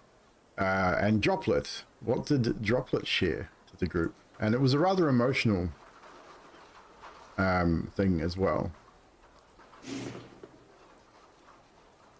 Droplet's going to share this, but he's not going to be repeating what he said. No, fair enough. Instead, as his beak opens, he looks up from the scratching he's been doing on this parchment as well. Yeah. Just sort of in the middle of all this, he's like, "What? Me? Oh." He goes a little bit thoughtful, and as his beak drops, you hear this like tapping and then cracking sound, a little bit like eggshell, followed by the ringing of bells. Large, very large bells, as if in a monastery. And then as those quiet off and list away, in comes the sound of music being played, and a single, slightly familiar, if you heard it before, voice starting to sing a song of dawning, of new life, and of fatherhood. And while this song is coming forth, Droplet is looking solely, once again, at his katana, almost as if he's no longer in the same room as the rest of you. And he just lets that song continue until it reaches its end and fades away into silence. Again, even with that rather emotional sort of sharing from Droplet, which gives you a little bit of insight that obviously the katana holds great value to him sentimentally. That much is 100% clear. While that's happening, Jane would probably just hold a hand out and just pat his claw. just like, just be soothing. Say it's okay. I can feel the emotion. Oh, that's awesome. So, hand, feather, claw. It's a winged. It's basically a winged hand. I'd assume. His foot. He's I'd grab his foot. I mean, it is definitely. He's It's a got hand. it up on the he, table. Yeah. No, he has hands. Like, Well, I'd grab his hand and just he kind of is, pet it. even though he's Kenku, he is humanoid in nature, so he does have hands. So, Fetched from Pokemon. with that, after hearing the sharing from the group, what does Jane share about herself? Well, I kind of look at them all and say, well, you probably have figured out already that I'm not actually Jane Smith. My name is Lady Alexandra Mellencamp, and I'm from Baldur's Gate. And my husband, Darius, went missing some time ago, so I've been trying to find him. I actually went and hid out in the woods for a wee while and changed to what you see now. But yes, I have dealings, and that's, yeah, trying to find my husband. I mean, it was always going to be tough following Droplet, I'm afraid, but that's a real letdown. I can't Typical believe you Elliot. lied to us. Your name is not Jane? I'm pretty sure Xerxes has already told her that his name's not Xerxes as well. Name's not I don't think they know that. I don't know if they know that. I know he told that to think they know that. he told that to the Yeah. Zenithar, City didn't Watch. he? Yeah. Is it- Oh, City Watchman, City that's Watch. right. Yeah. Yeah. And Jane did the same thing at that first interaction with the sergeant. That's right, yes. So the group isn't aware of that yet, no. You are quite I correct. didn't give my full name No. to the guard. I just gave him some of my name. Yes.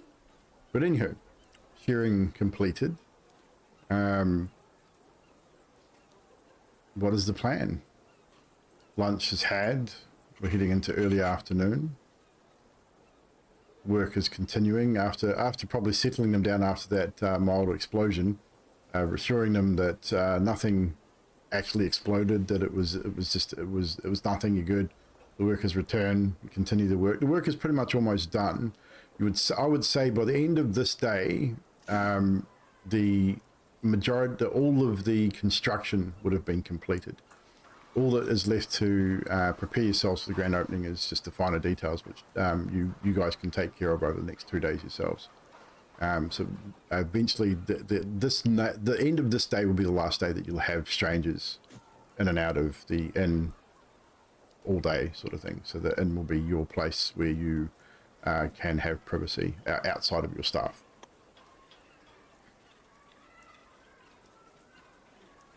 So, with everyone having concluded their food, Droplet will once again sit up from his scratchings on this parchment. And he will very proudly hold it up for the group to see.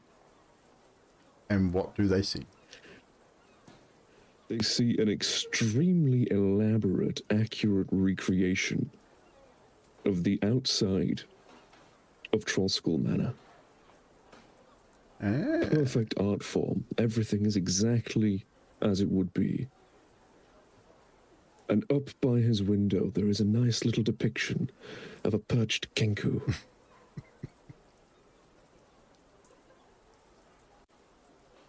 And then he's got a very crude drawing of an eyeball with an arrow pointing to a bent nail. That, for all intents and purposes, might look a little bit like a floppy penis, but...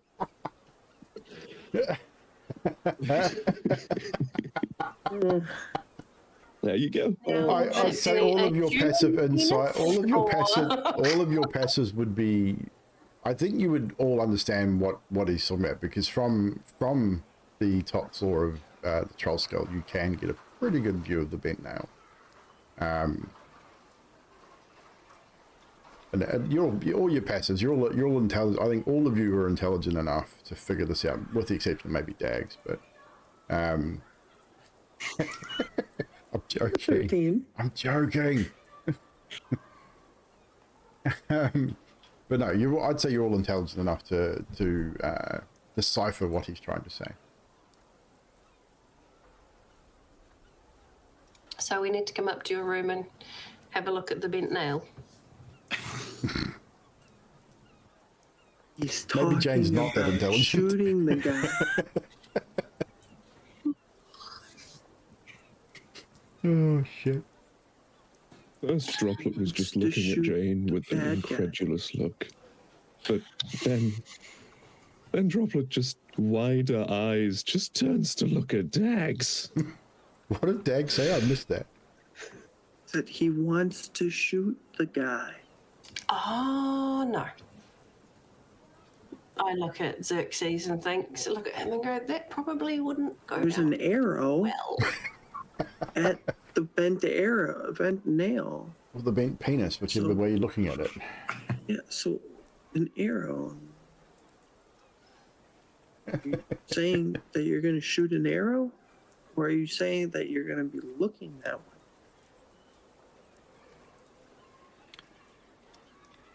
Looks like he's about to bust a foo-foo valve. I've come a little way from where I was when he contributed to this. Maybe with the rest of you together, we can maybe single him out somehow. It's possible. What are his guards going to... Well, guards. What are the people that he travels with going to be like? Does he travel with many? He doesn't need to travel with guards. Ah. So it depends if the guards are traveling with him. So that would make things a lot easier.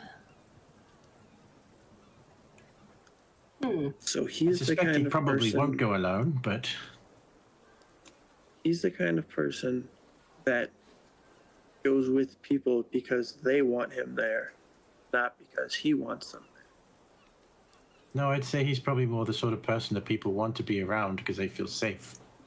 Xerxes definitely would know that Erstal doesn't need bodyguards.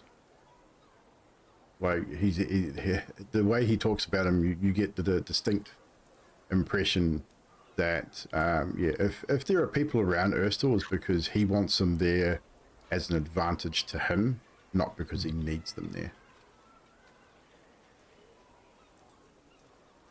I mean, it's quite clear that Droplet needs more paper. it's quite clear that from the previous day's events that obviously something went horribly wrong and he may have caught himself, or something happened which caused that explosion to go off, which is why he was seen leaving the scene limping. Obviously he got burnt himself, he's been injured, so he may be a little less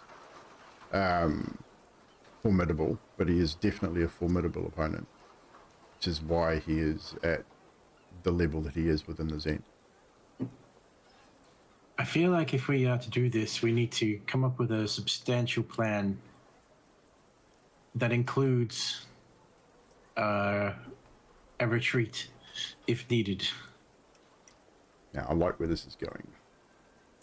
I have a question, Droplet. Well, I don't know if it's for Droplet necessarily. Get you all to roll that while Kind of Dags is for speaking. Elliot and Jane, anyone who knows about that necklace. So if you take a piece of that necklace, throw it, it explodes.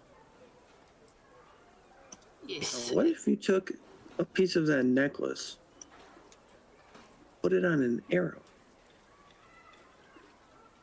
shot it at something? I would guess that would be the same as throwing it. And it would have the same effect when it It will landed. change. I mean, Dags, you'd know that a weight on the front of an arrow would definitely change the trajectory of the arrow. It may change, Right. obviously, the flight path, and it might make it a little bit more difficult to hit your target, which may Right. include, like, essentially, we'd have to deal with that as time comes. But you know that you can tie, you've tied different things to arrows, like you've attached whistlers to an arrow as a warning, and things Right. like that. So you know how arrows work. So it definitely would work in that same principle. Let's get you roll that intelligence roll, Dax. Is that how that thing works? You just throw it at something? pretty much, which is why you don't want to drop them. That'd be an idea, though. Seem to have a preoccupation with arrows, Dags. Arrows and daggers. He's I mean, definitely it could be thrown, preoccupied. perhaps. Yeah, And so children.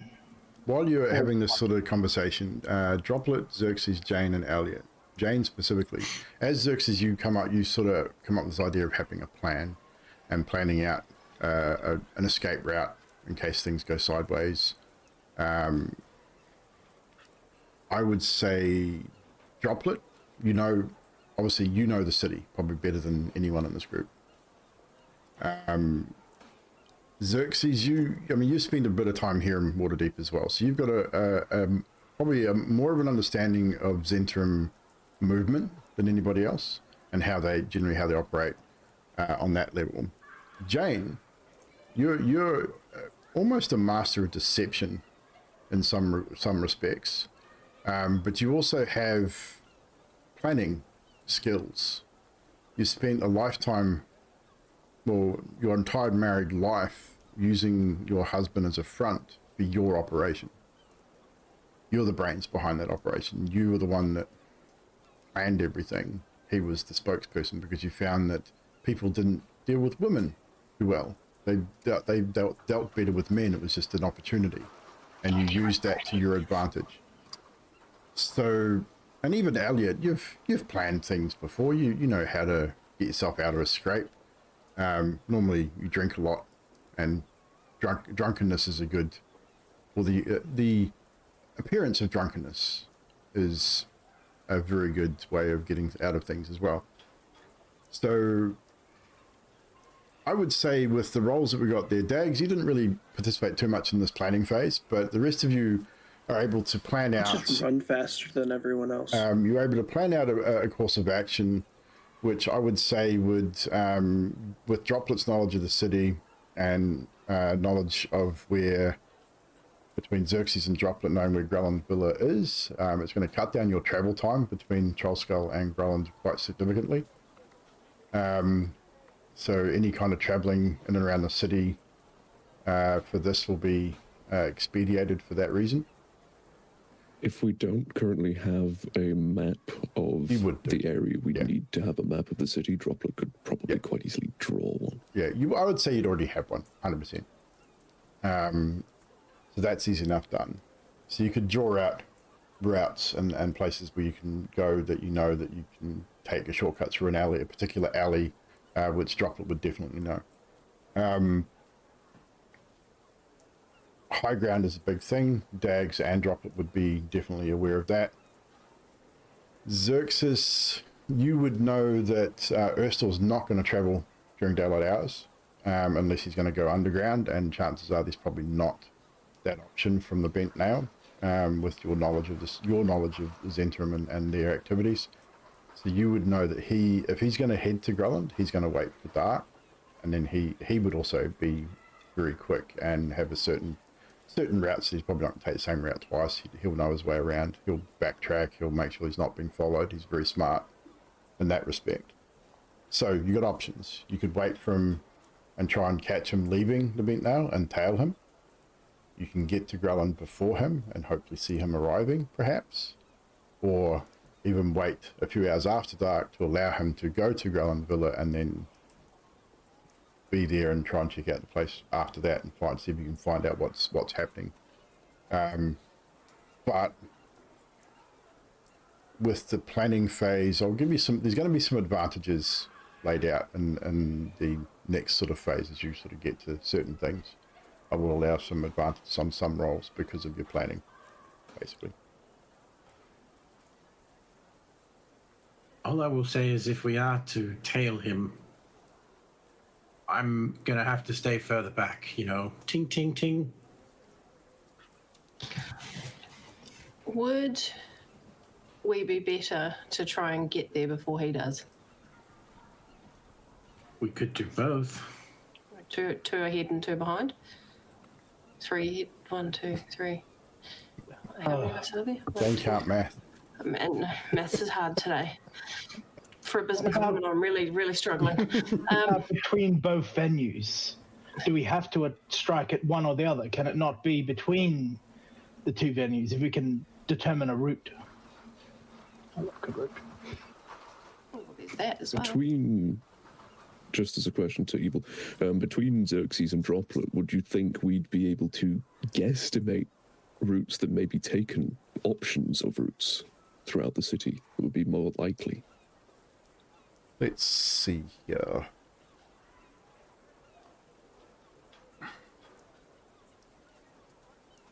We will get you both to roll a survival for this one. Not looking good. No. Too many to essentially what you come up with in between the two of you to sort of think about it is there's just too many back alleys, side streets. Waterdeep's such a big place, and I mean, even though it's like only sort of 30 to 45 minutes to get from where you are to Grelland, there's so many different ways he could go. You got rooftops, you got alleyways. He could probably dip into the sewer if he's desperate enough to risk running into a Xanathar guild member.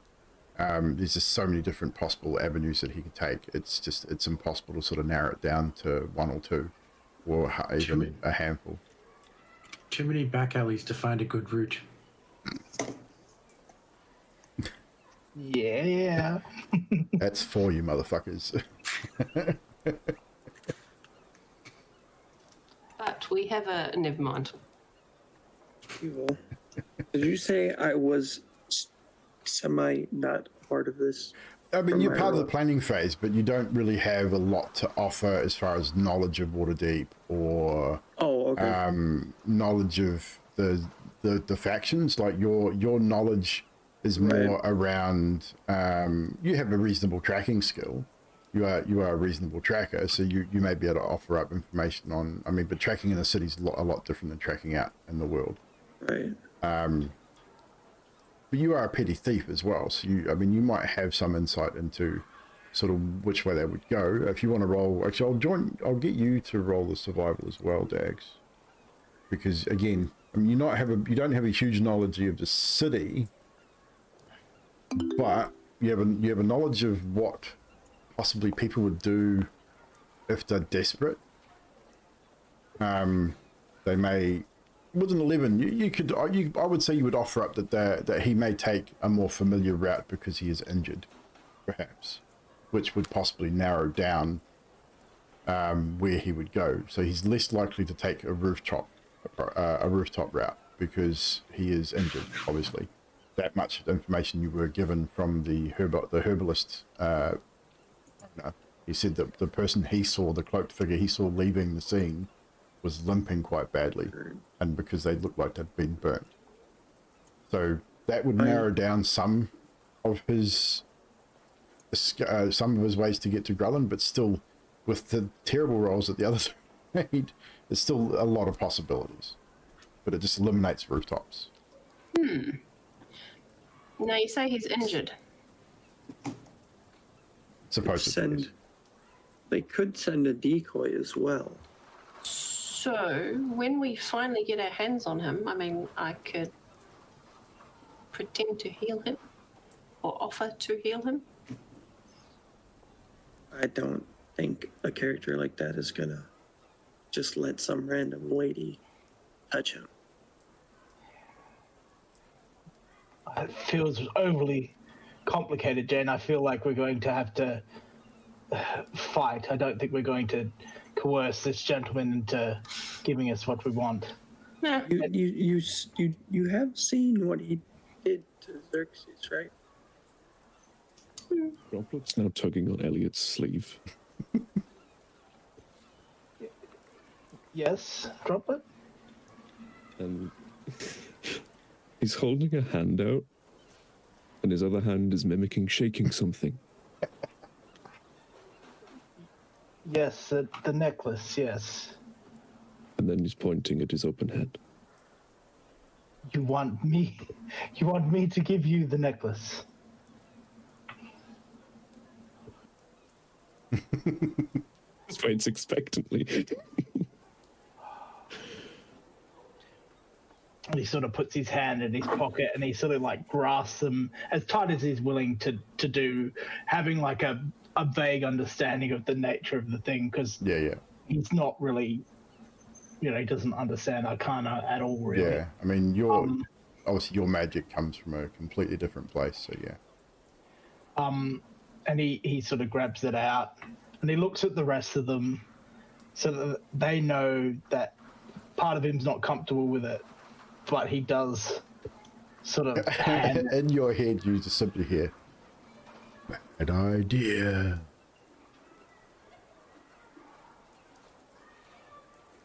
And as Droplet receives this necklace, he takes a few steps away.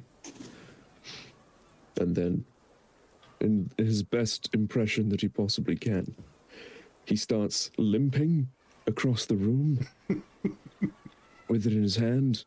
And as he reaches Elliot, he's just going to slow his limp ever so slightly and stealthily just put the necklace in his pocket and carry on limping past. But in a way that it's not, I'm trying to conceal from the group I'm doing this, but to show, clearly, I've put the necklace in this guy's pocket, and then limping on some more.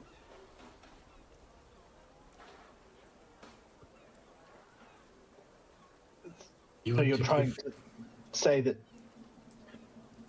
he gave the necklace to the boy on his way out to distract from the fact that he'd obviously set up a fireball entirely too close and set himself alight, and then limped away. Droplet shakes his head. Were you trying to say, "Excuse me, sir, I think you dropped this," and see if you take it? Droplet shakes his head. Are you trying to say we need to put this back into his pocket and then maybe shoot it? Droplet Blow shakes him his up? head. Droplet goes back into Elliot's pocket and picks the necklace back up. Okay, easiest way to deal with this is because we could be here all fucking night with this. We will get Charades. we will get fucking you lot do that.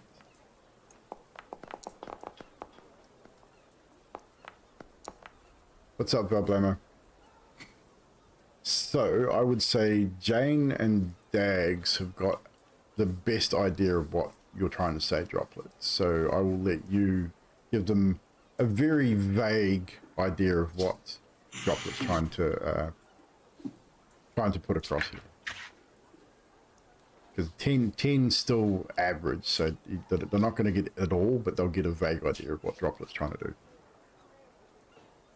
But this limping fellow with an important object may possibly have friends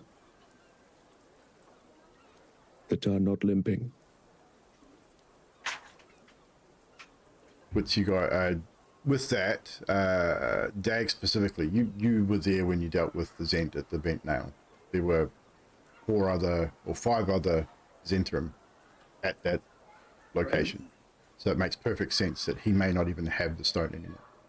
I think that's what Droplet's trying to put across, that he has help. Right. And that's also where I'm like, they could be, oh, we're going to have him leave. 2 people leave, both limping. Yeah. One has the stone, but it's not the dangerous guy. Exactly. Other guy. I get what you're... So really, Bait switch. sorry, didn't mean to interrupt, but so really we need to be at the manor so we can find out who actually has the stone. Well, I think our best bet on finding out who exactly has the stone is this guy. Is that what Droplet was trying to put out there, shall we say? And that Would you like me more or to less simply reveal what Droplet Yes. was putting out there? Yes.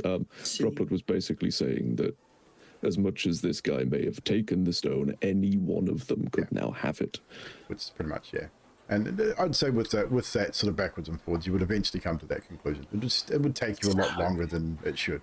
We need There'd be a to lot of get that backwards and and talk to forwards him. with charades, with Droplet repeating himself probably a couple of times before you ought to sort of come to the conclusion, yeah, okay, there were 5 other people at the Bent Nail. Get into everyone's pocket at some point around the table just to check it past you. So yeah, so eventually you come to the conclusion that he, even though he is higher up and he will probably want to deliver the stone himself, he is still part of a faction, and there are other faction members around. There were at least 5 others at the Bent Nail when you were there. So any one of them could be delivering the stone to Grelland Manor, if indeed that's indeed where they were headed with the stone. They may not even be going there, but that's your only lead at this point.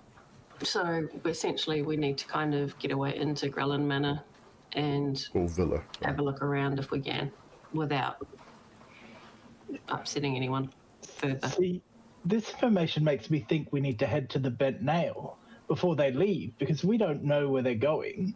We should stop them where we saw them last.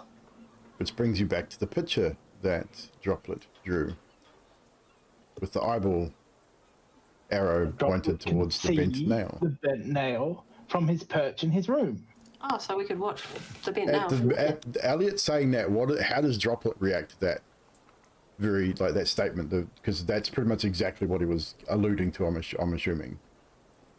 So there's the various pieces of parchment that he now has on the table in front of him, the pen, the ink pot, and everything. And as soon as Elliot says that, he just sort of throws his arms forward like, thank you, and just scatters everything across the table. So, essentially, Elliot, you get it. And maybe you should be watching the bent nail to see if anyone leaves. Damn. I thought you meant you wanted to shoot him in the eye from now. I thought you were just saying you're a good shot. Fuck.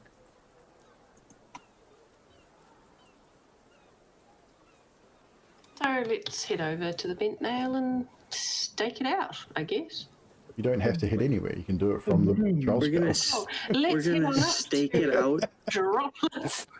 So wait, Okay, we've established that we're going to stake out the bent nail from Droplet's room. Droplets room. We've got that far. If We're we almost at, stake we're almost them at the out end while- of the session here, guys.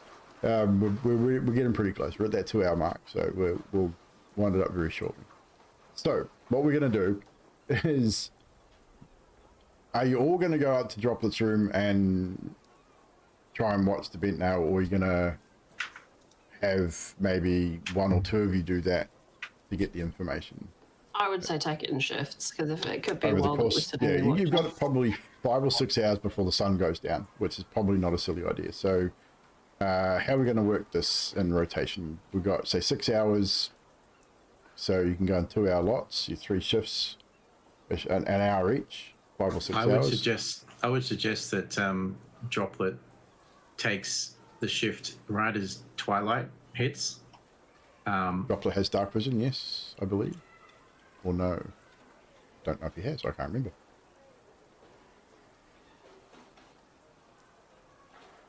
No, he doesn't. I don't know if it has either. I think Xerxes is the only one that has dark vision. No, I have I dark do. vision. Elliot has dark vision. as well. Tieflings as well. Yeah. And do you have it as well, Dags? Yes, I believe so. Half elves, yeah. Yes, Half-elves, yes. yes. So that Droplet and I should probably take the first shift then. In daylight. Let Xerxes finish his thought. My main thought was that I'm not very good at looking. So as much as I can see in the dark, if somebody can see better than me, it'd be better if it wasn't me during the night. Are you better at looking, Dags? Yeah. I'm fairly. Then you take the twilight. Essentially, you can take a watch each to cover the full 6 hours. So you've been about just over an hour each. Will cover the entire space between now and sundown. So who's taking first? Jane will go first. Who's taking Take second? first. Probably Volunteers. Droplet second. Droplet second. Third. I'll take. So that leaves fourth Elliot and last watch Dags, heading into dusk and into sunset. So with that, we will do a series of rolls. Jane will make the first roll. As you post up in the top floor of the Troll Skull Alley, the Troll Skull Manor, in Droplet's room, in his window, and he was right. As you peer out that window and look down the alley towards the east, you get a very clear view of the front and the upper floors, and even the rooftop, because it's not as tall as the Troll Skull. You get quite a good view of the bent nail. Over the course of your hour, you see that actually from where you are too, you can see the 2 Zhentarim that had perched them or sort of parked themselves about a couple hundred feet from the bent nail on the opposite side of the street to watch you guys. They haven't really noticed you on the upper floor, but eventually after about an hour, they sort of head back towards the bent nail, and you see them both enter the front door of the bent nail and close the door behind them. You get a couple of people in and out through that hour. More like probably customers are there for about 10 or 15 minutes and they leave. And that's about it for your first hour. Nothing really of note stands out for you. Who was second? Was that Droplet. Droplet? We'll get a perception from Droplet as you relieve 14 as well. So you swap over.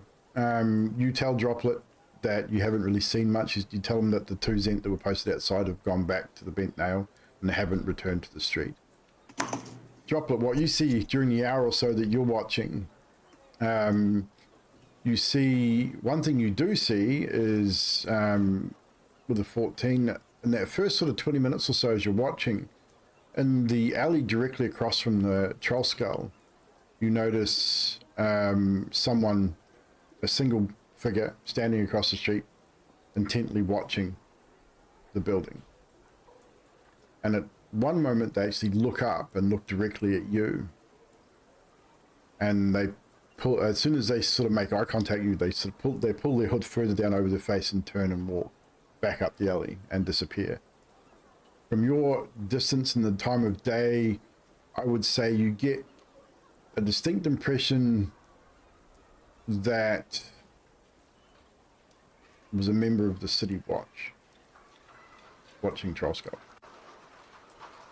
That you can see the sort of as they turn, you can see that the catch of color of the City Watch uniform as they sort of realize they've been spotted and have moved away. For the remainder of the hour, doing a little sketch just of like the City Watch crest. Yeah, so it's so okay. No, easily enough done. For the remainder of the hour, you see a few people come and go from the Bent Nail. Nothing stands out. More like a custom. You know, it's a woodworking shop, a bowyer as well, so that people are obviously going and either making orders or picking orders up, things like that. At one stage, you do see movement in the upper window of the Bent Nail. There's no curtain over it, and it's kind of hard to see what is moving, but there is movement across that window briefly towards the end of your hour or so. Next up, I believe, was Xerxes. For this hour as well, I'm also going to take my mask off so I have a little bit better clear vision. No problem, easy enough done. Droplet, do you show the crest of the City Watch to Xerxes as you swap over?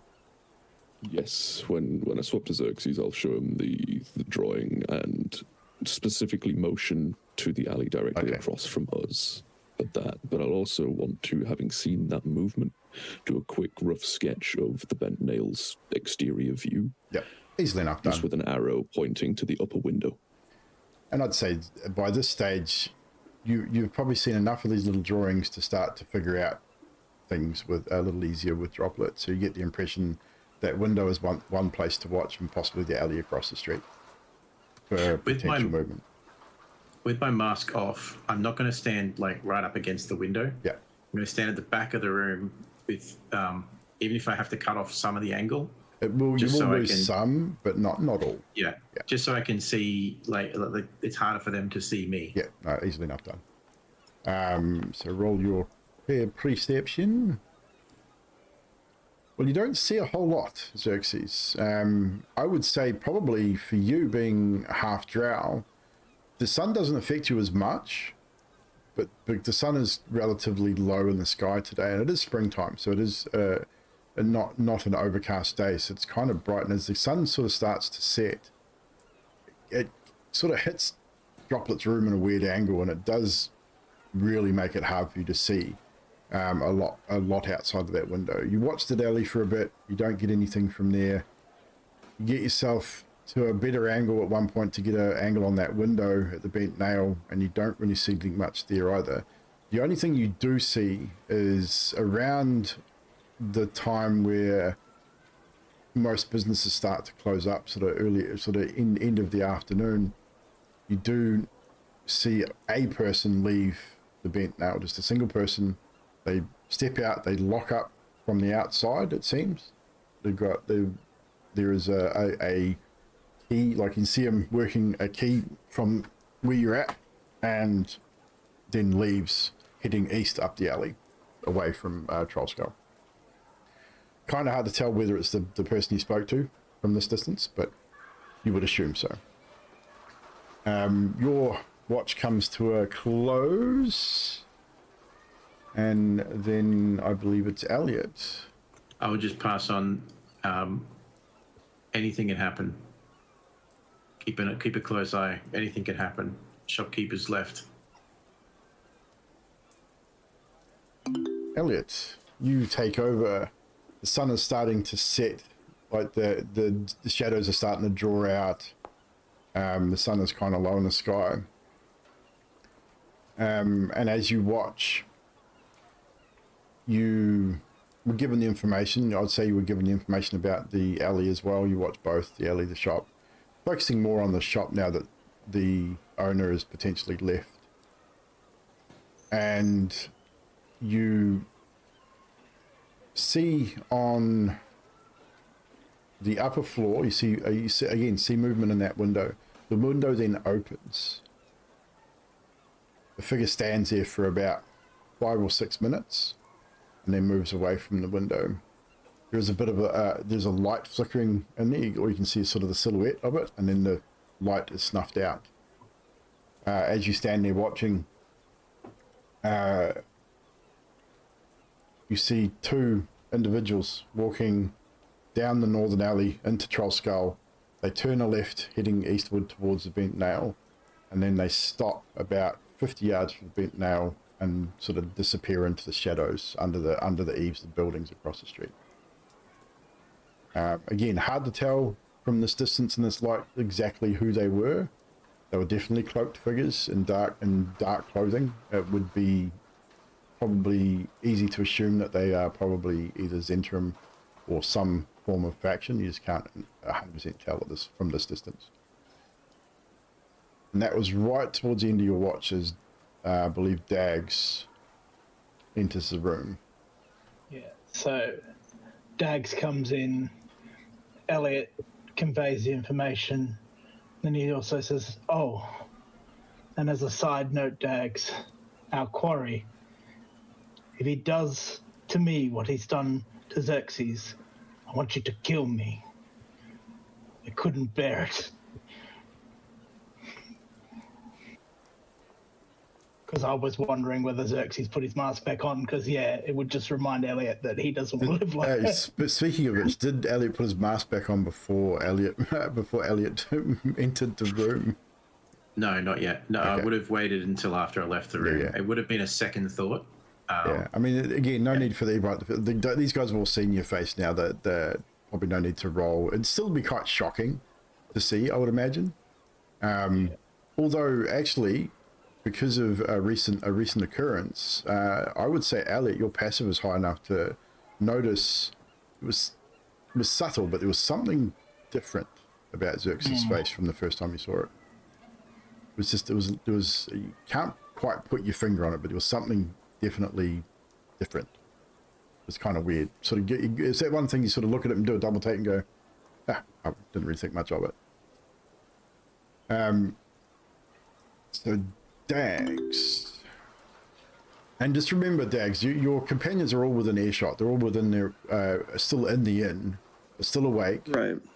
So if you need to, at any time, if you do see something significant, you can call them or go get them and do what you need to do. Unfortunately, Dax doesn't roll too well. With an 8, you watch. You pay particular attention to that window, which is still hanging open. Unfortunately, you do take your eyes off the window just for a few moments, as in Droplet's room behind you, there's a clinking sound. As you sort of turn, you see the water jug behind you is being lifted and water is being poured into a glass, and the glass sort of floats over and sits down on the windowsill beside you. Leaf is offering you water, it seems, which had you take your eyes off the window for maybe a minute and a half, no more than 2 minutes. As you sort of look back, the window is now closed. And you were not able to see what happened in that short time.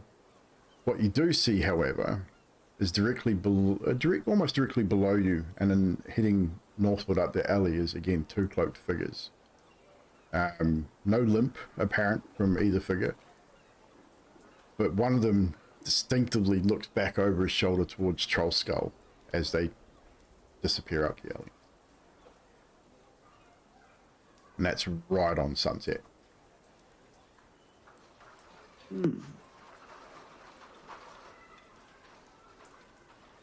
What do you do?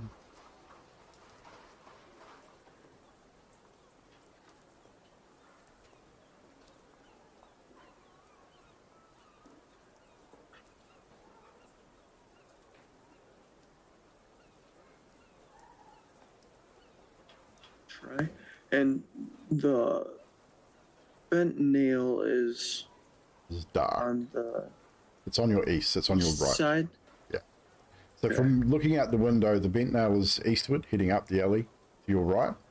The alley that's the northward alley, which is directly in front of Troll Skull, is a narrow alley leading back up to one of the main streets, which would be probably Delzorin Street, was where that, actually no, it'd be leading on to Seardown Street. And then, yeah, westward is leading further up the alley, heading towards the high And road. it's been like About an roughly hour. like two. Just well, just no, over it's an been hour. like roughly 2 minutes Yeah. since like the window closed. Yeah. And that Yeah, so it's been about 2 minutes from the time that you were last looking out the window and saw that window open, and then you look back out there and the window was closed. The bent nail is dark. There's no movement that you can see. There's no light, but you see these two individuals that have walked from eastward, walking westward, and have turned northward into the northward-facing alley, which technically would be leading on to Thunderstaff Way, which is north of Trollskull.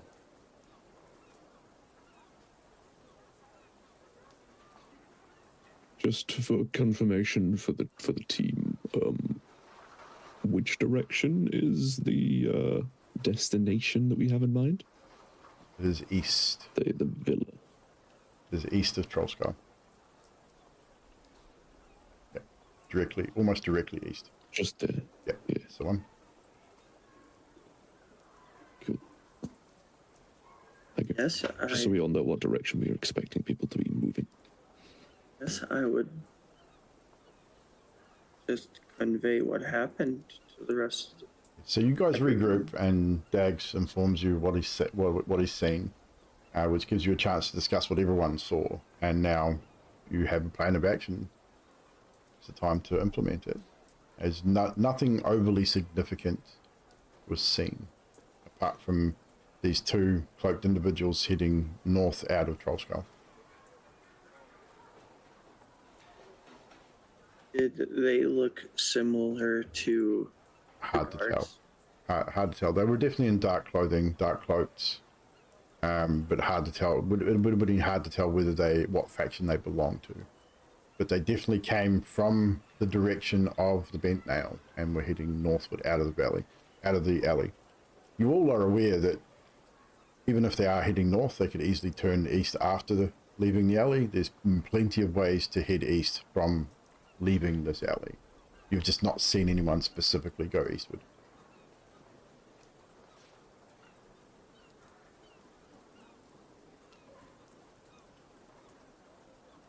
So this has been relayed to the team. Yeah, you're all back together now. I would say probably back in Jane's office with this information, with all the information you have. Droplet Speak, when it opens, will speak with the voices of everyone in the party that has said this so far. Grapple Villa.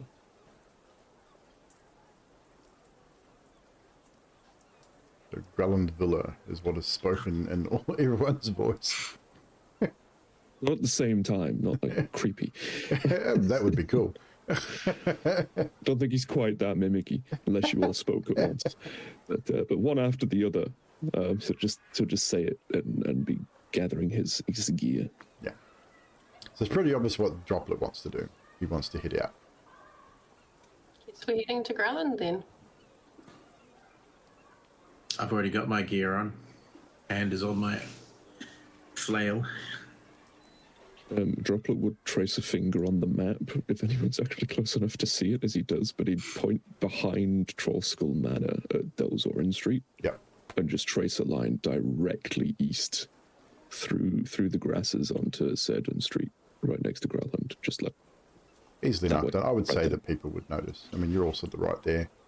That's the most direct route for sure, and that will actually take a bit of time off your travel book, because obviously you know how to get there quickly. And I'd say you're probably moving relatively quickly, depending on what you want to do, whether you wanted to move more stealthily or get there fast, up to you. But that is definitely the most direct route. Right, suggest- you are into the darkness for dark deeds. My I suggest we favorite move place. casually.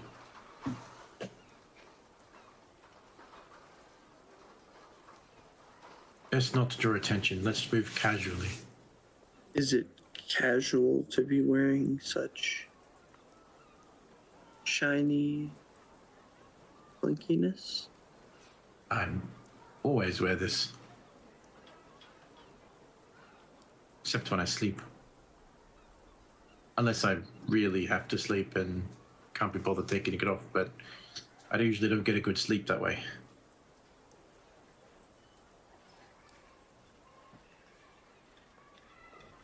Fair enough.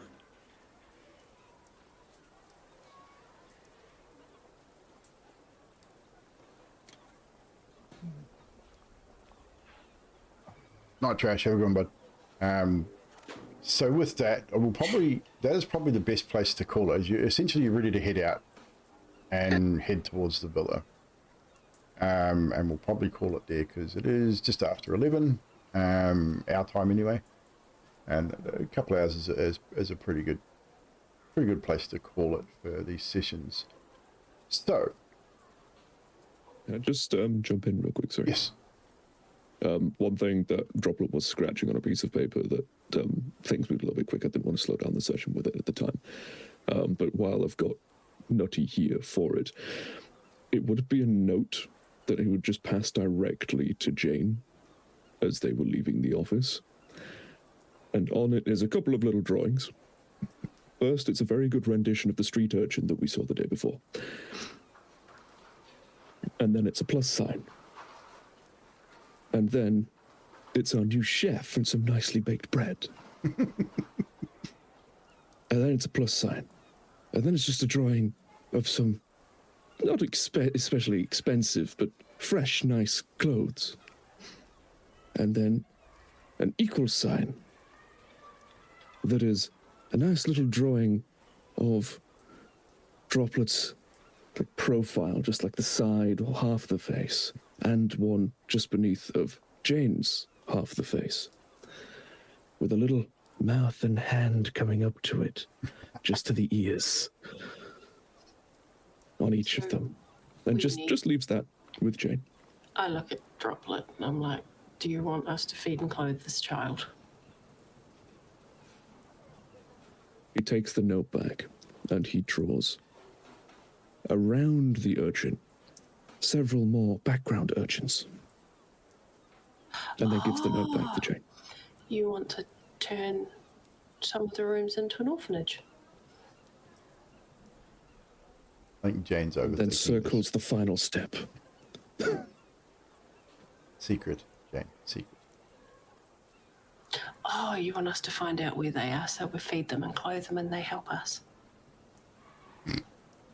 You might have to DM. Walks away. We're on Discord. DM her on Discord. It's just so much easier because I think Nutty's just overthinking it way too much. I did just think of something else that I would have passed on Yep. as part of my Go for quick recap to Jane as well. I would have also pointed out that the reason I didn't sign on to the deed is I didn't want the Zhentarim to have any claim over the manor. Which would make sense to Jane. That Anything makes else sense. before we finish up? No worries. So that'll be it for us tonight, guys. Thank you so much for hanging out. Thank you, players, for joining us. Nutty's camera just went weirdly blurry. Uber blur. She's Wow. the real Leaf all the time. Who's fucking with Nutty's camera? Nutty, what did you do to your camera? A I puppet didn't do master. anything. She was quite ghostly when she came back. That's weird. It's I'm just all blurry. blurry as fuck. She's currently possessed by Leaf. Must be. But the focus had gone right up to 220 and the autofocus is off. It's so Oh weird. crap. I fixed it. Anyway. Okay. So, usual. We will go around and obviously, we probably don't need to reintroduce everyone anymore. We're at that point where people should know who the characters are and who the players are. But and the names are all there. You can see who they are and who they're playing. But we will go around and get a moment from tonight's session that may have stood out for the player, whether it's about themselves or about another player or the story, and just get a brief moment chat. If you have a moment that stood out to you as well, put it in the chat and we'll read it out. So we'll start at the bottom this time, and we'll start with Xerxes. Mute yourself when you're typing, woman. Oh shit, sorry. I think the one that stood out to me is Elliot being typical Elliot and telling Jane to shut up. Well, he technically wasn't telling Jane to shut up, but it kind of came across that way. We all kind of realised that he's saying shut up to Jane, so... Well, as far as the group is aware, that's exactly what would have happened. He just said shut up and happened to be as Jane was speaking, so... but yes, that is definitely a typical Elliot. Dags, aka Dill. A moment that stood out for you, good sir. It's definitely the reenactment of the sad demise of Necklace Man. The bucket murder. The bucket murder. Yes, that both those murders are just even the original and the reenactment were brilliant. It was great. It was well done. Definitely, I agree there. Neon, aka Droplet Zikinku. A moment for you, good sir. For me, it has to be this recurring theme of, on the same sort of wavelength, but the recurring theme of, we're going to make sure that we don't get into any trouble with any of the guilds. Right, boys? Yes, it doesn't seem to be working too well. But yes, and Nutty Tart, aka Jane Smith. A moment from you from this evening's story. Quite like the reenactment of the buckets, but also Elliot's fighting with himself over the whole "they don't trust me" thing. Yes, well, there's a darkness that keeps reoccurring. And, of course, a good segue into Grim and Elliot Duskborn, the grumpy old tiefling. Yeah. Sometimes it's good to be grumpy. Yes, it is. I'm going to say having Nutty back. Like, it feels we're all together. It has to be Nutty being with us. And it was good to do some of that recap stuff to get her up to speed with the absolute shit show we have caused in the city in her absence. And it's just a whole lot of fun. I don't know that Jane would have prevented any of that from happening somehow. Definitely not the Dags and Droplet moment. I think that murder would have taken place regardless. But it's a possibility that Jane may have abated the Zhentarim face-off, possibly. But even then, I really doubt it. Droplet is Droplet, and he does what he does. So I don't know that that's going to stop too much. The side quests might have gone different if we'd had Jane. Yeah, I think the investigation, the initial investigation, the explosion may have gone slightly differently. So definitely there would have been some differences that may have happened.